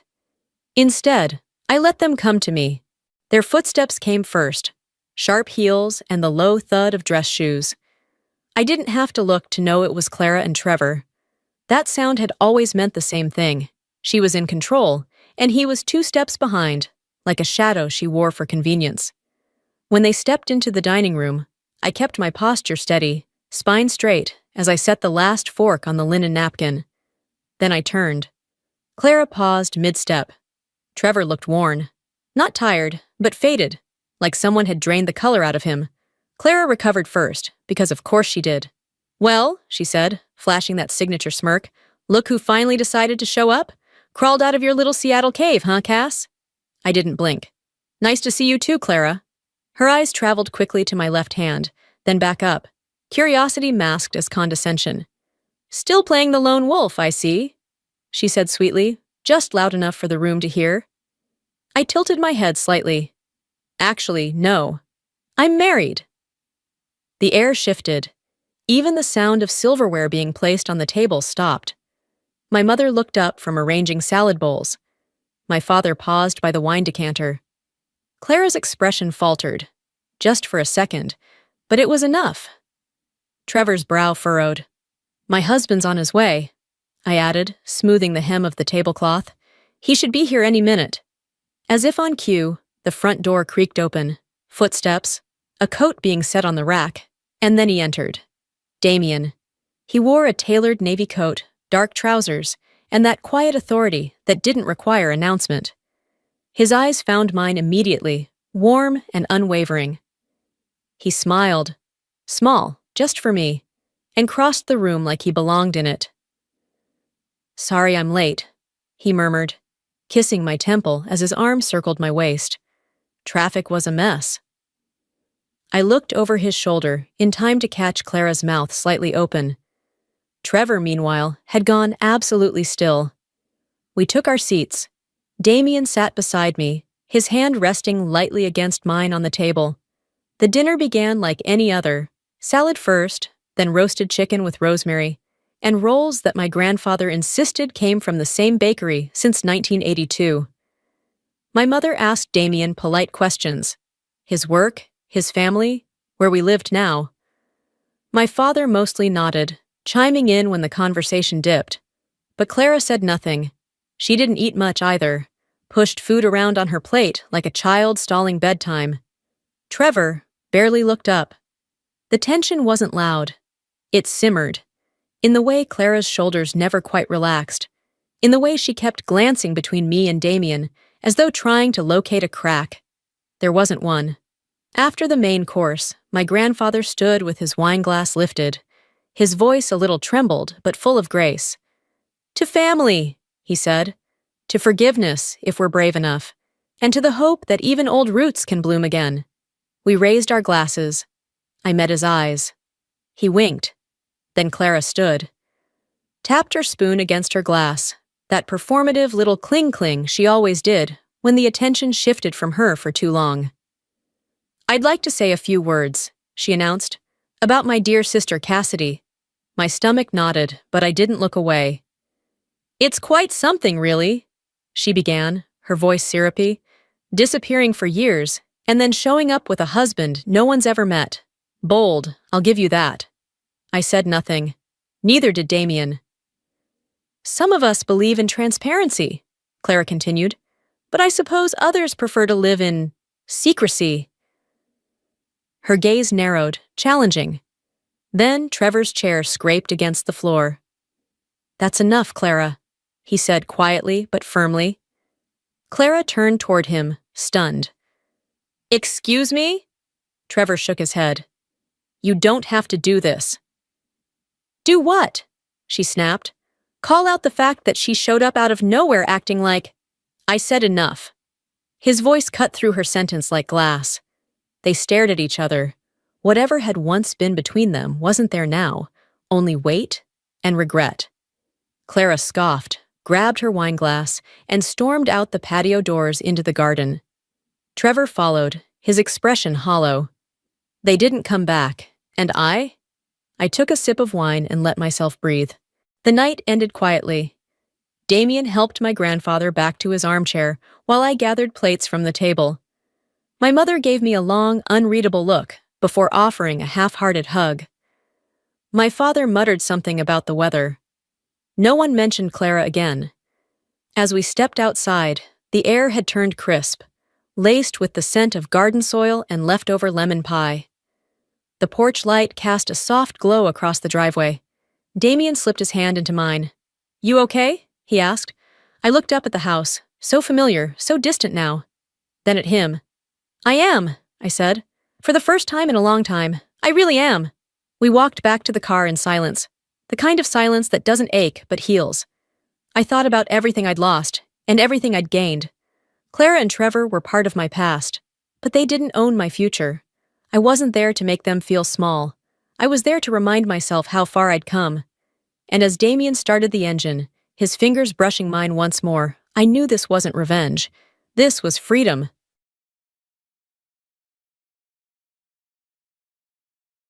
They called me a dropout, a failure, said I couldn't handle discipline, couldn't stomach orders, couldn't survive structure. At every holiday dinner, they toasted my younger sister's military promotions and looked right through me. To them, I was the shadow of a once promising cadet who cracked under pressure. They didn't know I'd walked away not out of weakness, but because the truth doesn't always wear a uniform. My name is Cassidy Rourke, and the only reason they never saw what I became is because I was never meant to be seen. They said I didn't belong in uniform, so I built a war without one. It was a blistering morning in New Mexico when I showed up to the training yard, just another face in the visiting crowd. Tactical slacks, black windbreaker, visitor's badge clipped to my chest. Neutral, invisible, deliberate. I kept my gaze steady on the cadets moving in unison, their boots striking rhythm on red dirt. My sister, Kara, barked commands with all the intensity of a rising lieutenant. She didn't see me, or maybe she did, and refused to acknowledge the disappointment seated 3 rows back. Then it happened. The drill instructor, Sergeant Mason Frey, stopped mid-circuit. His eyes locked on mine. 1 heartbeat, 2. He marched straight toward me, sharp, deliberate. Each step echoed like a verdict. Whispers rustled through the bleachers as cadets slowed, then froze. And then he saluted. "Commander Rourke, ma'am, I wasn't informed you'd be observing today." The world fell silent. The sun still burned, but the air went cold. Kara's voice caught in her throat. Her hands, once firm on her training rifle, trembled. The metal slipped, a dull clatter on the concrete. Heads turned, mouths hung open, and I said, with all the calm of someone used to being underestimated, "At ease, Sergeant. I'm off duty. Keep this quiet." But the room was already burning with questions.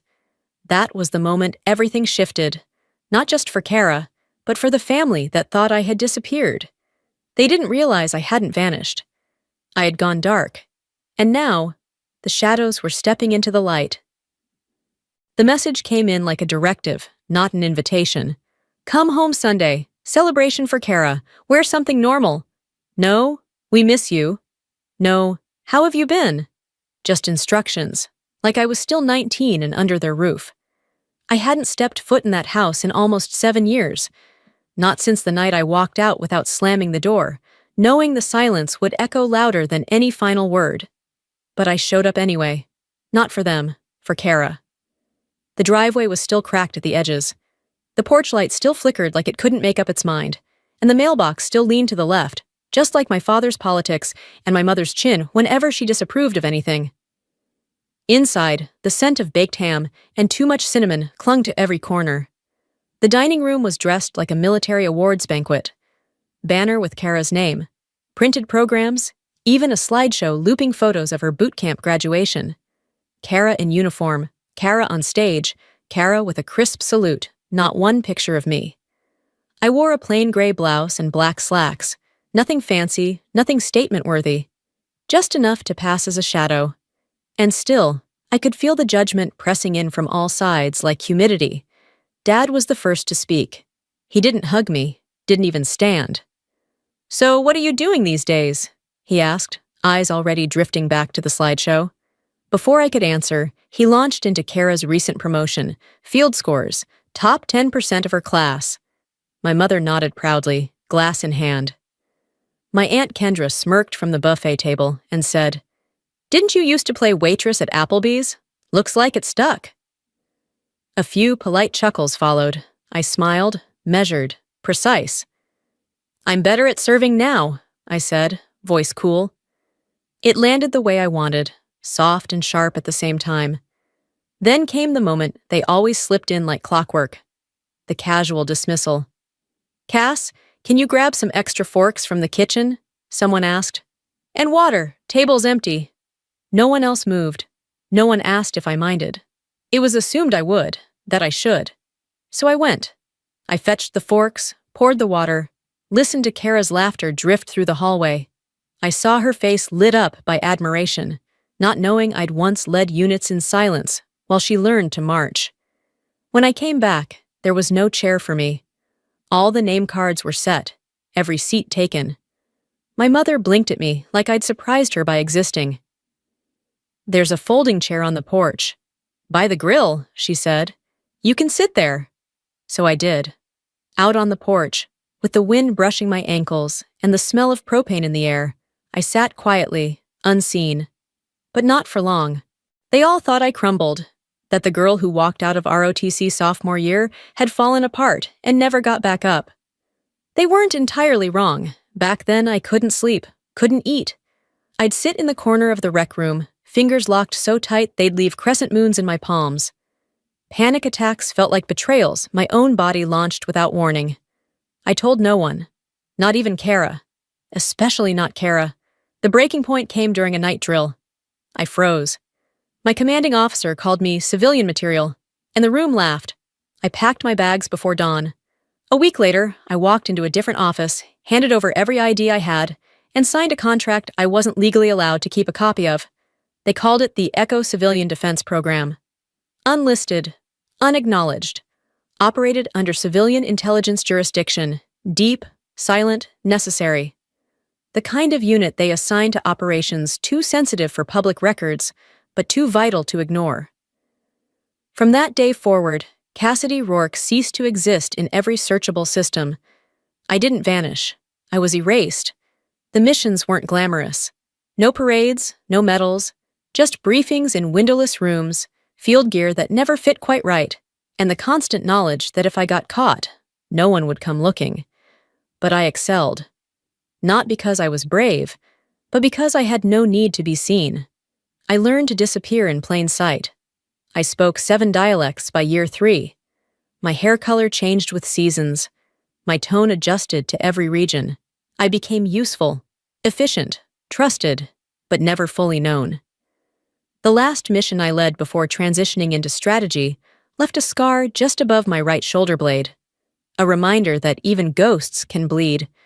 When I turned 36, they pulled me from field ops and embedded me in cross-branch command structure. Strategic operations, data coordination, pattern analysis. In short, I became the person who sees the map before the moves. And yet, back at my parents' table, they thought I was a server. Someone who never finished anything. A cautionary tale they referenced when Kara struggled. Don't pull a Cassidy. That night, sitting on that cold metal chair by the grill, I got the alert. A single vibration on the secure device I kept stitched into the lining of my coat. The kind no one would mistake for a phone. I slipped it out, turned the screen. Observer assignment issued. Echo Protocol. Fort Garnet. Initiate passive assessment. Contact not required. I smiled. I wasn't back home because I missed them. I was back because the world they thought I had no place in, it still needed me. And now, I had business at the very base where Kara trained. Fort Garnet was already awake when I arrived. Morning drills rang across the desert like a war hymn, boots pounding into dust, voices sharp with discipline. I parked in the civilian lot, far enough not to attract attention, but close enough to feel the weight of routine snap through the air. Every movement had precision, every face, purpose. I moved through the south gate with my clearance badge tucked neatly into a side pocket. No rank, no affiliation, just a serial code that only 3 people on base could decrypt. As far as the guards were concerned, I was just another analyst on rotation. Kara's unit was in formation on the lower range, their silhouettes crisp against the rising sun. She stood near the front, arms firm behind her back, chin lifted the way cadets are taught to signal confidence. And still, she didn't see me. But he did. Sergeant Mason Frey, infamous for breaking a recruit's ego in under 3 minutes, was stalking the formation, barking cadence. His voice cracked like a whip. Recruits snapped to attention as he passed. Boots locked, spine straight. Then, mid-stride, he stopped. His head turned slightly, eyes narrowing across the observation bleachers. Right at me. There was no recognition in his face at first, just calculation. Then something shifted. His posture stiffened. His boots pivoted. In front of 50 trainees and half a dozen instructors, Sergeant Frey marched toward me, cutting through the morning like a blade. The bleachers fell silent. Even the air seemed to hold its breath. When he stopped just 2 feet from me, he didn't speak at first. He saluted. "Commander Rourke, ma'am. I wasn't informed you'd be observing today." The weight of that title landed like a dropped rifle. Kara turned. Her brows furrowed. Her lips parted, just slightly, then her fingers slipped. The training rifle she'd been holding clattered to the ground, loud and metallic. Someone whispered near her, "Wait, her sister's a commander?" I didn't flinch. "I'm off duty," I said evenly. "No announcement necessary. Continue as ordered." Sergeant Frey nodded. Not a word more. He turned cleanly, boots slicing the dirt, and returned to formation. But the drills didn't resume right away. The silence stayed. Kara stared straight ahead, unmoving, unreadable. Eyes flicked toward me, like I was a myth come to life, a phantom with rank. I stayed only 15 minutes longer, just enough time for whispers to bloom into rumors. By the time I left through the side gate, I knew what would happen next. Echoes would ripple through the base, questions would spark, files would be searched, and Kara Ellery, rising star, golden daughter, would have to ask herself, who was I really? That night, Kara didn't sleep. I knew because I'd seen that expression before. The twitch in the jaw, the vacant eyes that didn't blink enough. It's what happens when the world tilts, and nothing lines up the way you were taught it should. They told her I dropped out.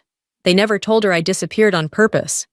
In the barracks, while her bunkmate snored, Kara finally reached for the old gym bag I'd handed her last year. Back then, I'd passed it off like it held spare clothes and maybe a few snacks from my last road trip. She never bothered to look. Until now. She found it in the side pocket, a flat, brushed steel drive the size of a playing card. No markings, no branding, just a faint grid etched into one side. It hummed faintly when she picked it up. Her fingers hovered over her tablet. She connected it. The screen blinked. Access request. Echo terminal clearance. Civilian proxy. She froze. What the hell was Echo? She hesitated, then logged in using her cadet credentials. Low-level clearance, limited permissions. Enough to open a window, not a door. The screen stuttered. Text scrolled too fast to catch. Then came one line, pulsing white letters against black. Access logged. Oversight alert triggered. Then it went dark. No warning, no menu, just black. Kara yanked the drive out, heart pounding, unsure if she'd just stumbled into a training simulation or something much bigger. Meanwhile, across base, I was already wide awake. My secure line buzzed like a nerve hit raw. Unauthorized breach. Internal node ping, Rourke A1. I sat up instantly. That tag had been retired, buried. It wasn't linked to any current system, and yet someone had activated it from inside Fort Garnet. Only 2 people on Earth still had physical access to that drive. One of them was me. The other was my sister. At 2:43 a.m., I was at the Command Coordination Suite, seated across from Major Evelyn Shaw, the coldest analyst in the Southwestern Division. She slid a datapad across the table. "Commander Rourke," she said, "we've traced the signal. It triggered a proximity lock on classified material tied to a black ops shell. Someone used a legacy clearance path." I didn't blink. "It wasn't me." "That's what worries me," she replied. She didn't ask permission. She issued me a 48-hour trace directive, full diagnostic access, silent flag, no official report, yet. I already knew what I'd find. Back in my quarters, I decrypted the metadata manually, scrubbed, sloppy. But I recognized the device signature, the steel drive, the one I'd slipped into Kara's bag. And in that moment, I realized she hadn't just found a drive. She'd stepped on a tripwire, one that had been waiting years to go off. I didn't go to Kara's barracks. I had her brought to the operations wing, windowless, silent, sterile. She walked in looking like a model cadet, shoulders locked, jaw set, not a hair out of place. But when she saw me, then Sergeant Frey, her composure wavered. I pointed to the chair. "Sit." She obeyed. No hesitation. But I saw her grip tighten on the edge of the seat. "You don't have to explain yet," I said. "But you do need to understand. I held up the drive she'd accessed. That wasn't a training file. That's a federal security node tied to Echo operations. What you triggered was designed to catch foreign actors, not curious sisters. Her voice cracked. I didn't mean to. I know, but meaning doesn't undo damage. She dropped her gaze, ashamed. You have any idea what you touched? I asked quietly. She shook her head. That drive is linked to a program that doesn't exist on record. It connects to files that, if pulled, could expose agents still in field. You didn't open a door. You kicked a hole in a wall that was meant to stay sealed. She looked up. You're really... all of this? I didn't answer. She whispered, Why didn't you ever tell me? Because surviving sometimes requires silence, especially when no one ever asked. Sergeant Frey folded his arms. If she screws this up, Commander, both of you are finished. I nodded. I'm aware. Then I looked at her. I'm not reporting you. Her eyes widened. Why? Because you're going to help fix this. She hesitated, then nodded. Slowly, like someone reaching for something they were never taught to hold. And just like that, we weren't sisters at odds anymore. We were co-conspirators in a storm neither of us started, but both of us had to finish. We started with the logs. Kara sat beside me, quiet, scanning line after line of access pings while Sergeant Frey stood behind us like a statue. The breach hadn't gone deep, just enough to wake something that was never meant to stir again. Then I saw it. A file signature buried inside a legacy server. 5 years old, masked, mislabeled, tucked into a rarely used backup node. The encryption pattern was familiar. Too familiar. I stiffened. Curtis Vaughn. Kara blinked. Who? Former civilian contractor. Led tactical interface development on Echo simulations. He was removed after I flagged a series of unauthorized code injections. Frey frowned. Thought he vanished. He did, I said. But not before embedding traps. Dormant scripts designed to activate if someone stumbled into his digital graveyard. Kara's face paled. You didn't trigger a breach, I told her. You stepped on a landmine he buried years ago. She whispered, So this wasn't random? Not even close. We sat in silence as the truth settled. Vaughn had waited, buried his code where only someone like Kara, young, curious, too close to me, might wander into it. And now, with my old clearance pinging the system, he had everything he needed to make me look like a traitor. He wanted me exposed, I said quietly, and you gave him the perfect door. Kara didn't argue. She just nodded. Then she whispered, Let's close it. The tribunal chamber felt more like a courtroom than a briefing room. Wood paneling, tight rows of chairs, and a silence that pressed against the ribs. Curtis Vaughn stood calmly behind the podium, dressed like a civilian, but still reeking of controlled arrogance. He held up a printed report and pointed to a redacted paragraph. This, he said, documents Commander Rourke's failure to report civilian casualties during Operation Halberd. His voice was clinical. Rehearsed. The implication was simple. I'd covered up deaths to protect my reputation. The presiding colonel turned to me. Commander? I didn't flinch. I reached into my folder and handed over a laminated copy of Vaughn's original directive. His name, his timestamp, his authorization to clear a perimeter, without intel confirmation. He gave the order, I said, then cut the comm line to make sure there'd be no objections. There was a pause. Then Sergeant Frey stepped forward and requested permission to play audio. It crackled through the speakers. My voice from 5 years ago, firm, clear. Hold fire. Possible civilian presence. Wait for recon confirmation. No one moved. No one breathed. And then Kara stood.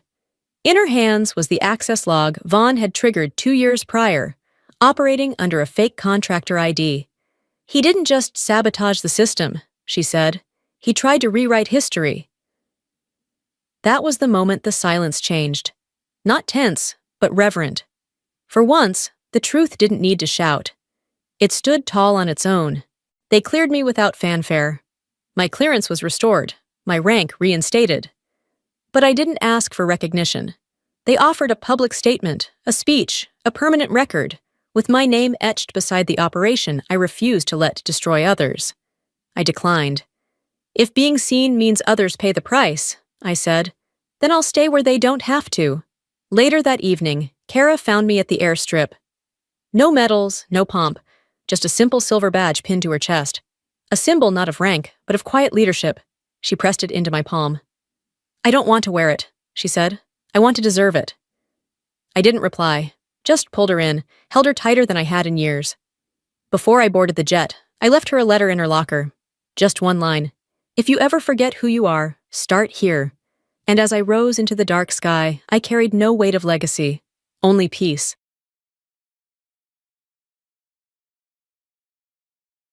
My name is Sierra Langford. I'm 33 years old, and for the last 6 years, I've built a healthcare technology company from the ground up. Quietly, deliberately, and entirely out of the spotlight my family never offered me. Tonight, I sat at my brother's engagement dinner, another polished, pristine affair designed to showcase his achievements to the world. The Langfords are a family of prestige, of predictable excellence. My brother Camden is a doctor. My parents are both Ivy League professionals. Me? I was the misstep they rarely mentioned, the one they gently pitied, sometimes ignored. That is, until Camden's fiancée, Harper, tilted her head across the table and said, "Wait, Langford, you're Sierra Langford?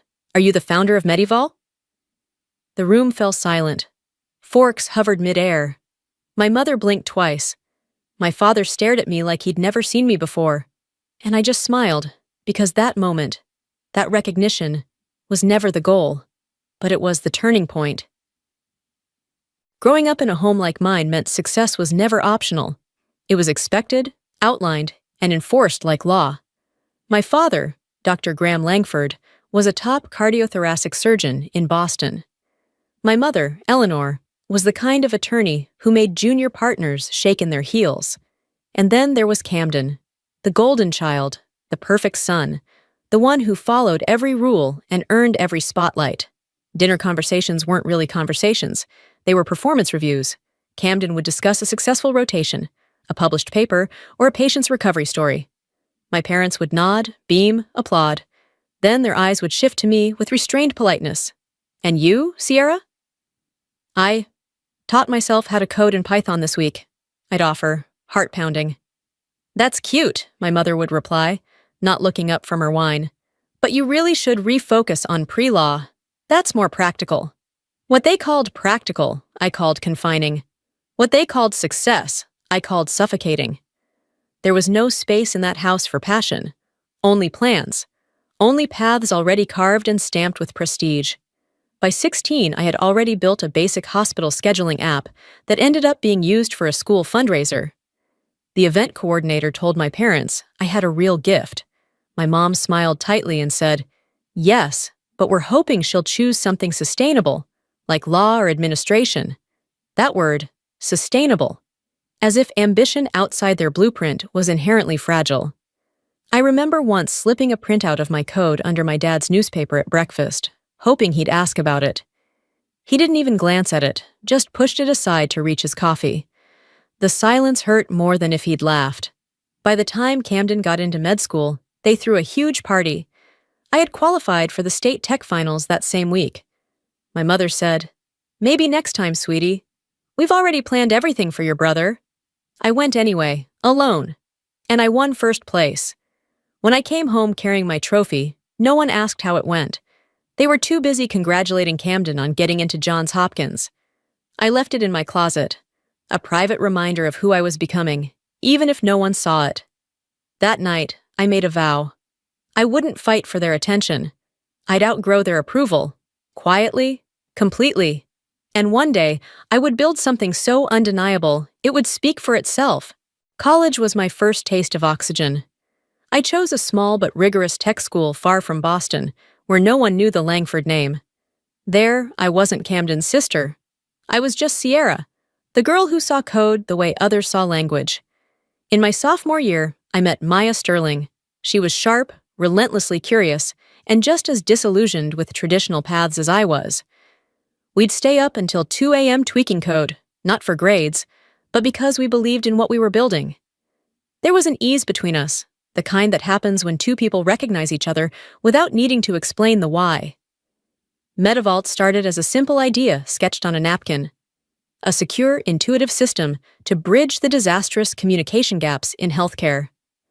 Maya had lost her uncle to a medication error. I had watched my own grandmother be misdiagnosed 3 times in a row. We knew the system was broken. We believed we could fix a small part of it. While other students were lining up internships, we were building a prototype in Maya's garage, surviving on takeout and borrowed Wi-Fi. Her parents encouraged us every step of the way, brought us snacks, asked about progress, even offered to help us file our LLC papers. Meanwhile, my parents still thought I was freelancing in IT. I let them believe that. It was easier than hearing another lecture about real jobs and backup plans. Every time I tried to explain what we were building, the glazed look in their eyes shut me down faster than any outright criticism could have. By senior year, we'd won a statewide entrepreneurship competition. The prize money helped us incorporate, and a professor connected us to our first hospital client, an administrator named Dr. Simone Kwan, who saw what we saw: potential. That first contract changed everything. We moved into a cramped apartment in the South Loop of Chicago and worked 18-hour days. I still remember the week we couldn't pay rent, so we offered to build our landlord's website in exchange for a month's grace. He agreed. Bit by bit, Medivault grew. We pitched to angel investors. We hired Tyler, a genius back-end developer who had dropped out of MIT. We landed a regional healthcare provider, then another. Each win was quiet, contained within our tiny circle. And each one brought a flicker of disbelief that we were actually doing it, actually building something that mattered. I never told my family, not even when we hit 100,000 users, not when we raised our first $3 million. They never asked. Camden was now a chief resident. My parents' Christmas letters still called me between roles or doing something tech-adjacent. I let them. It wasn't about spite. It was self-protection. I didn't want them near something so sacred, not when they'd spent years calling it insignificant. But success, even in silence, has a way of echoing. By the time I turned 30, Medivault was valued at over $80 million. Our software was in over 120 hospitals. We had a full team, an actual HR department, and a waiting list of clients. Maya and I had declined 3 acquisition offers already. We weren't done yet. Then one morning, Harper Carlyle's name landed in my inbox. She was Horizon Health Tech's Director of Strategic Acquisitions. Her message was courteous and probing, clearly testing the waters. She asked for a meeting regarding a potential strategic fit between our missions. I read the email 3 times. Then I Googled her, and that's when I saw it. Harper Carlyle Jertshi was Camden's fiancé. I didn't tell anyone. Not Maya, not Jules, not even my therapist. For a full week, I just sat with the knowledge. The woman my brother was going to marry was the same executive trying to buy my company. Harper hadn't made the connection yet, of course. I kept a deliberately low profile. No photos and press releases. Only my first name in articles. Inside tech circles, I'd become something of a myth. The ghost founder who built Medivault but never sought the spotlight. But if Harper kept digging, she'd find me. And with the engagement dinner looming, the question shifted from if to when. My mother called 3 times that week. Make sure you dress appropriately. Harper's family is accomplished. We want to present well. Translation: don't embarrass us with your usual 2 practical outfits. Of course, I said. I'll find something elegant. I chose a fitted black dress, minimal, tasteful, powerful. Not to prove anything, just to feel grounded. I didn't need to wear armor. I was the armor now. The restaurant was a glass and marble cathedral overlooking the river. Blue Bridge, the new Michelin darling in downtown Chicago. I arrived precisely on time. Not early enough to help with seating charts, not late enough to make a statement. Just there. Camden greeted me with his usual easy charm. Liv, glad you made it. He introduced me to Harper, and for a moment, I wondered if she'd see it. She didn't. Not yet. Harper was warm and polished. Exactly the kind of woman my mother had always wanted me to befriend. Educated, poised, wearing power like perfume. I shook her hand and congratulated her. She smiled, gracious and unsuspecting. Dinner began with champagne and scripted toasts. My father beamed while praising Camden's latest publication in the Journal of Neurology. My mother choked up recalling his first science fair ribbon. No one mentioned me. I was seated next to a cousin who asked if I was still between jobs. "I'm in healthcare tech," I replied. "Oh, like an app?" she said, brows raised in mock interest. "Something like that." Between courses, my uncle leaned across the table.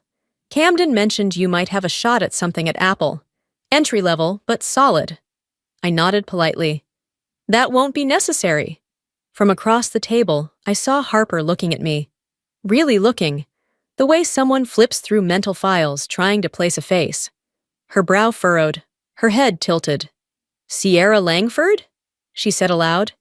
"Wait, your last name is Langford?" Camden chuckled. "Of course, she's my sister." Harper set her fork down slowly. "You're Sierra Langford." "Of Metavault?"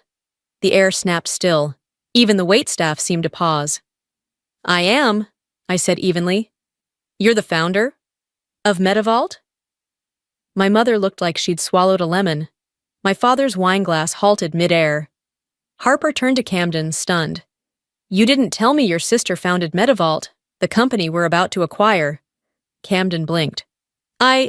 What? Sierra? No, there must be some mistake. My sister works in tech support?" "No," Harper said firmly, eyes on me now. "Your sister is the co-founder and CEO of the most revolutionary healthcare communications platform on the market. We've been negotiating with her company for the past 6 weeks, at a valuation of over $200 million. The silence was suffocating. Then, one by one, the heads at the table swiveled to me. My mother's hand gripped her necklace. My father looked suddenly old. Camden just stared. "Is that true?" he whispered. "Yes," I replied. "We started Metavault in a garage. Now we serve over 300 hospitals across the country." No one spoke, not even Harper, who now wore a half-apologetic, half-awed expression. The rest of dinner was a blur. My relatives, who had barely asked how I was, now leaned in to ask if I had investing tips. My mother mentioned 3 times that she always knew I had a spark with computers. My father claimed he told colleagues about my startup years ago. I didn't correct them. I didn't need to. Camden was the only one who stayed mostly silent, still absorbing, still rewriting everything he thought he knew about his little sister. At one point, he reached for his wine, missed the glass, and just sat there, fingers resting on the tablecloth like he'd forgotten how to move. After dessert, Harper pulled me aside near the windows. "I'm sorry," she said gently. "I didn't mean to put you on the spot." I shook my head. "You didn't. That moment was inevitable." "Well, for what it's worth," she added, "your platform has saved lives. Our analysts can't stop talking about it. And now, I understand why your team is so protective. You built something real." I studied her face. This woman who might one day become my sister-in-law, and already knew more about my work than my own parents ever had. "Thank you," I said, and meant it. That night, I walked to my car without looking back. For years, I had dreamed of them finally seeing me. Now they had. And I realized, it didn't change a thing. I had already become everything I needed to be, long before they ever noticed. The morning after the dinner, my phone lit up like a Christmas tree. My mother's text was first. "We need to talk. Brunch tomorrow. Drake Hotel, 11 a.m. Then came my father's. "Proud of you. Let's catch up." Camden's came hours later, much simpler. "Why didn't you tell me?" I stared at that one the longest. I hadn't told them because I didn't want to need their validation, and because I hadn't been sure what would hurt more, being dismissed or being claimed only after I'd already made it. But I agreed to brunch. Some things, finally, needed to be said out loud. They were already seated when I arrived at the Drake. Both dressed like they were headed to a client meeting, my mother in pearls and a silk blouse, my father in his most formal weekend blazer, as if my success now required them to treat me like a peer instead of a daughter. "Sierra," my father said, rising halfway into an awkward, unfamiliar hug. "You look..." Well, my mother didn't wait. Darling, I've been reading everything. The innovation awards, the funding rounds, the user growth. It's remarkable. She paused. But why didn't you share any of it with us? I folded the napkin across my lap. Because the last time I tried, you told me to apply for a job answering phones. That's not fair, my father said quickly, his tone suddenly defensive. We were trying to help. No, I said, meeting his gaze. You were trying to fix something that wasn't broken. My mother's face stiffened. We just didn't understand, Sierra. The tech world moves so fast. It felt unstable. And medicine doesn't? I countered gently. Law doesn't? That's different. Those are structured, she said, struggling. I know, I nodded. That's what scared you. I chose something you couldn't control. My father sighed. But you're clearly brilliant. We always knew that. You knew what you wanted me to be, I corrected. That's not the same. The waiter brought coffee, offering a momentary reprieve. I stirred in cream, trying not to let the heat in my chest rise into my throat. I spent years building something I loved, I said once he walked away, and every time I tried to tell you, it felt like screaming into a storm, so eventually I stopped trying.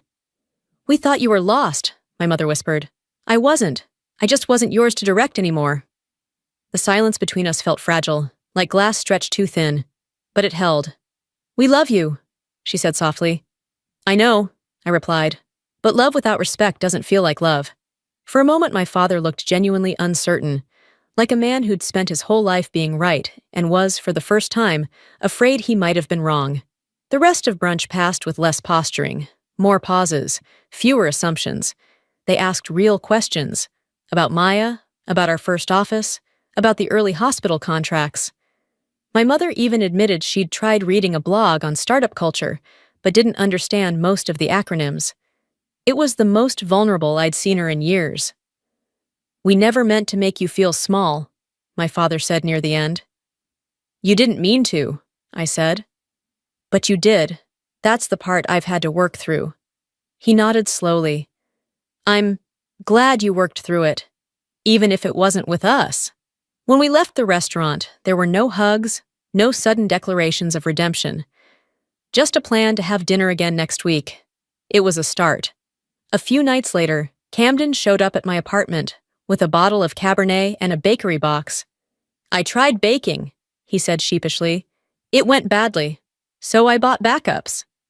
I smiled. Classic you. We sat on the floor, backs against the couch like we had as kids, watching the Chicago skyline shimmer outside my window. I need to say this, he began, no preamble. I'm sorry. I looked over, surprised by the directness. I believed what Mom and Dad believed, that you were floundering, that you'd missed your shot.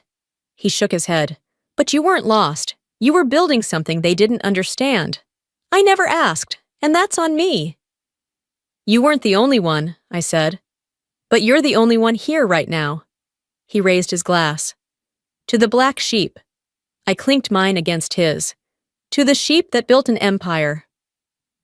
We laughed, the sound echoing softly in the quiet apartment. That moment mattered more to me than any article, any valuation, any closed deal. Because he wasn't just proud. He saw me. 6 months later, the world had changed. But not in the way I once fantasized. Yes, the Horizon deal closed. MediVault became part of one of the largest healthcare tech portfolios in the world. Maya took over global strategy. I accepted the role of head of innovation, working with Horizon's top leaders to scale our platform across continents. My office now overlooked the Chicago River, glass walls framing a skyline that used to feel unreachable. But that wasn't the real transformation. The real change was quieter. It was my mother texting me a screenshot of an article about women in tech and asking, "Have you met her? She reminds me of you." It was my father sitting through a full product demo and nodding, not because he understood every detail, but because he finally knew it mattered. It was Camden mentioning, in passing, that he quoted one of my white papers during grand rounds, and it was me, no longer shrinking, hosting monthly mentorship dinners for young women in STEM, reminding them that even when no one claps, their work still counts. One afternoon, a high school student I mentored asked me, "Do you ever wish they had believed in you sooner?" I thought about that. Sometimes, I admitted. It would have made things easier, but it might have made me softer too. She nodded, not entirely sure what I meant. So I added, "There's power in building alone. It forces you to believe in yourself before anyone else does. And once you have that, no one can take it from you." I still think about that often, because it's the truth I didn't know I was chasing all along. Recognition is sweet, but it fades. Conviction? That stays. That night, as I stood by the window of my office, watching the city flicker alive below, I smiled, not because they finally saw me, but because I never needed them to. Not really, because real success isn't proving others wrong. It's proving yourself right and living like you believe it.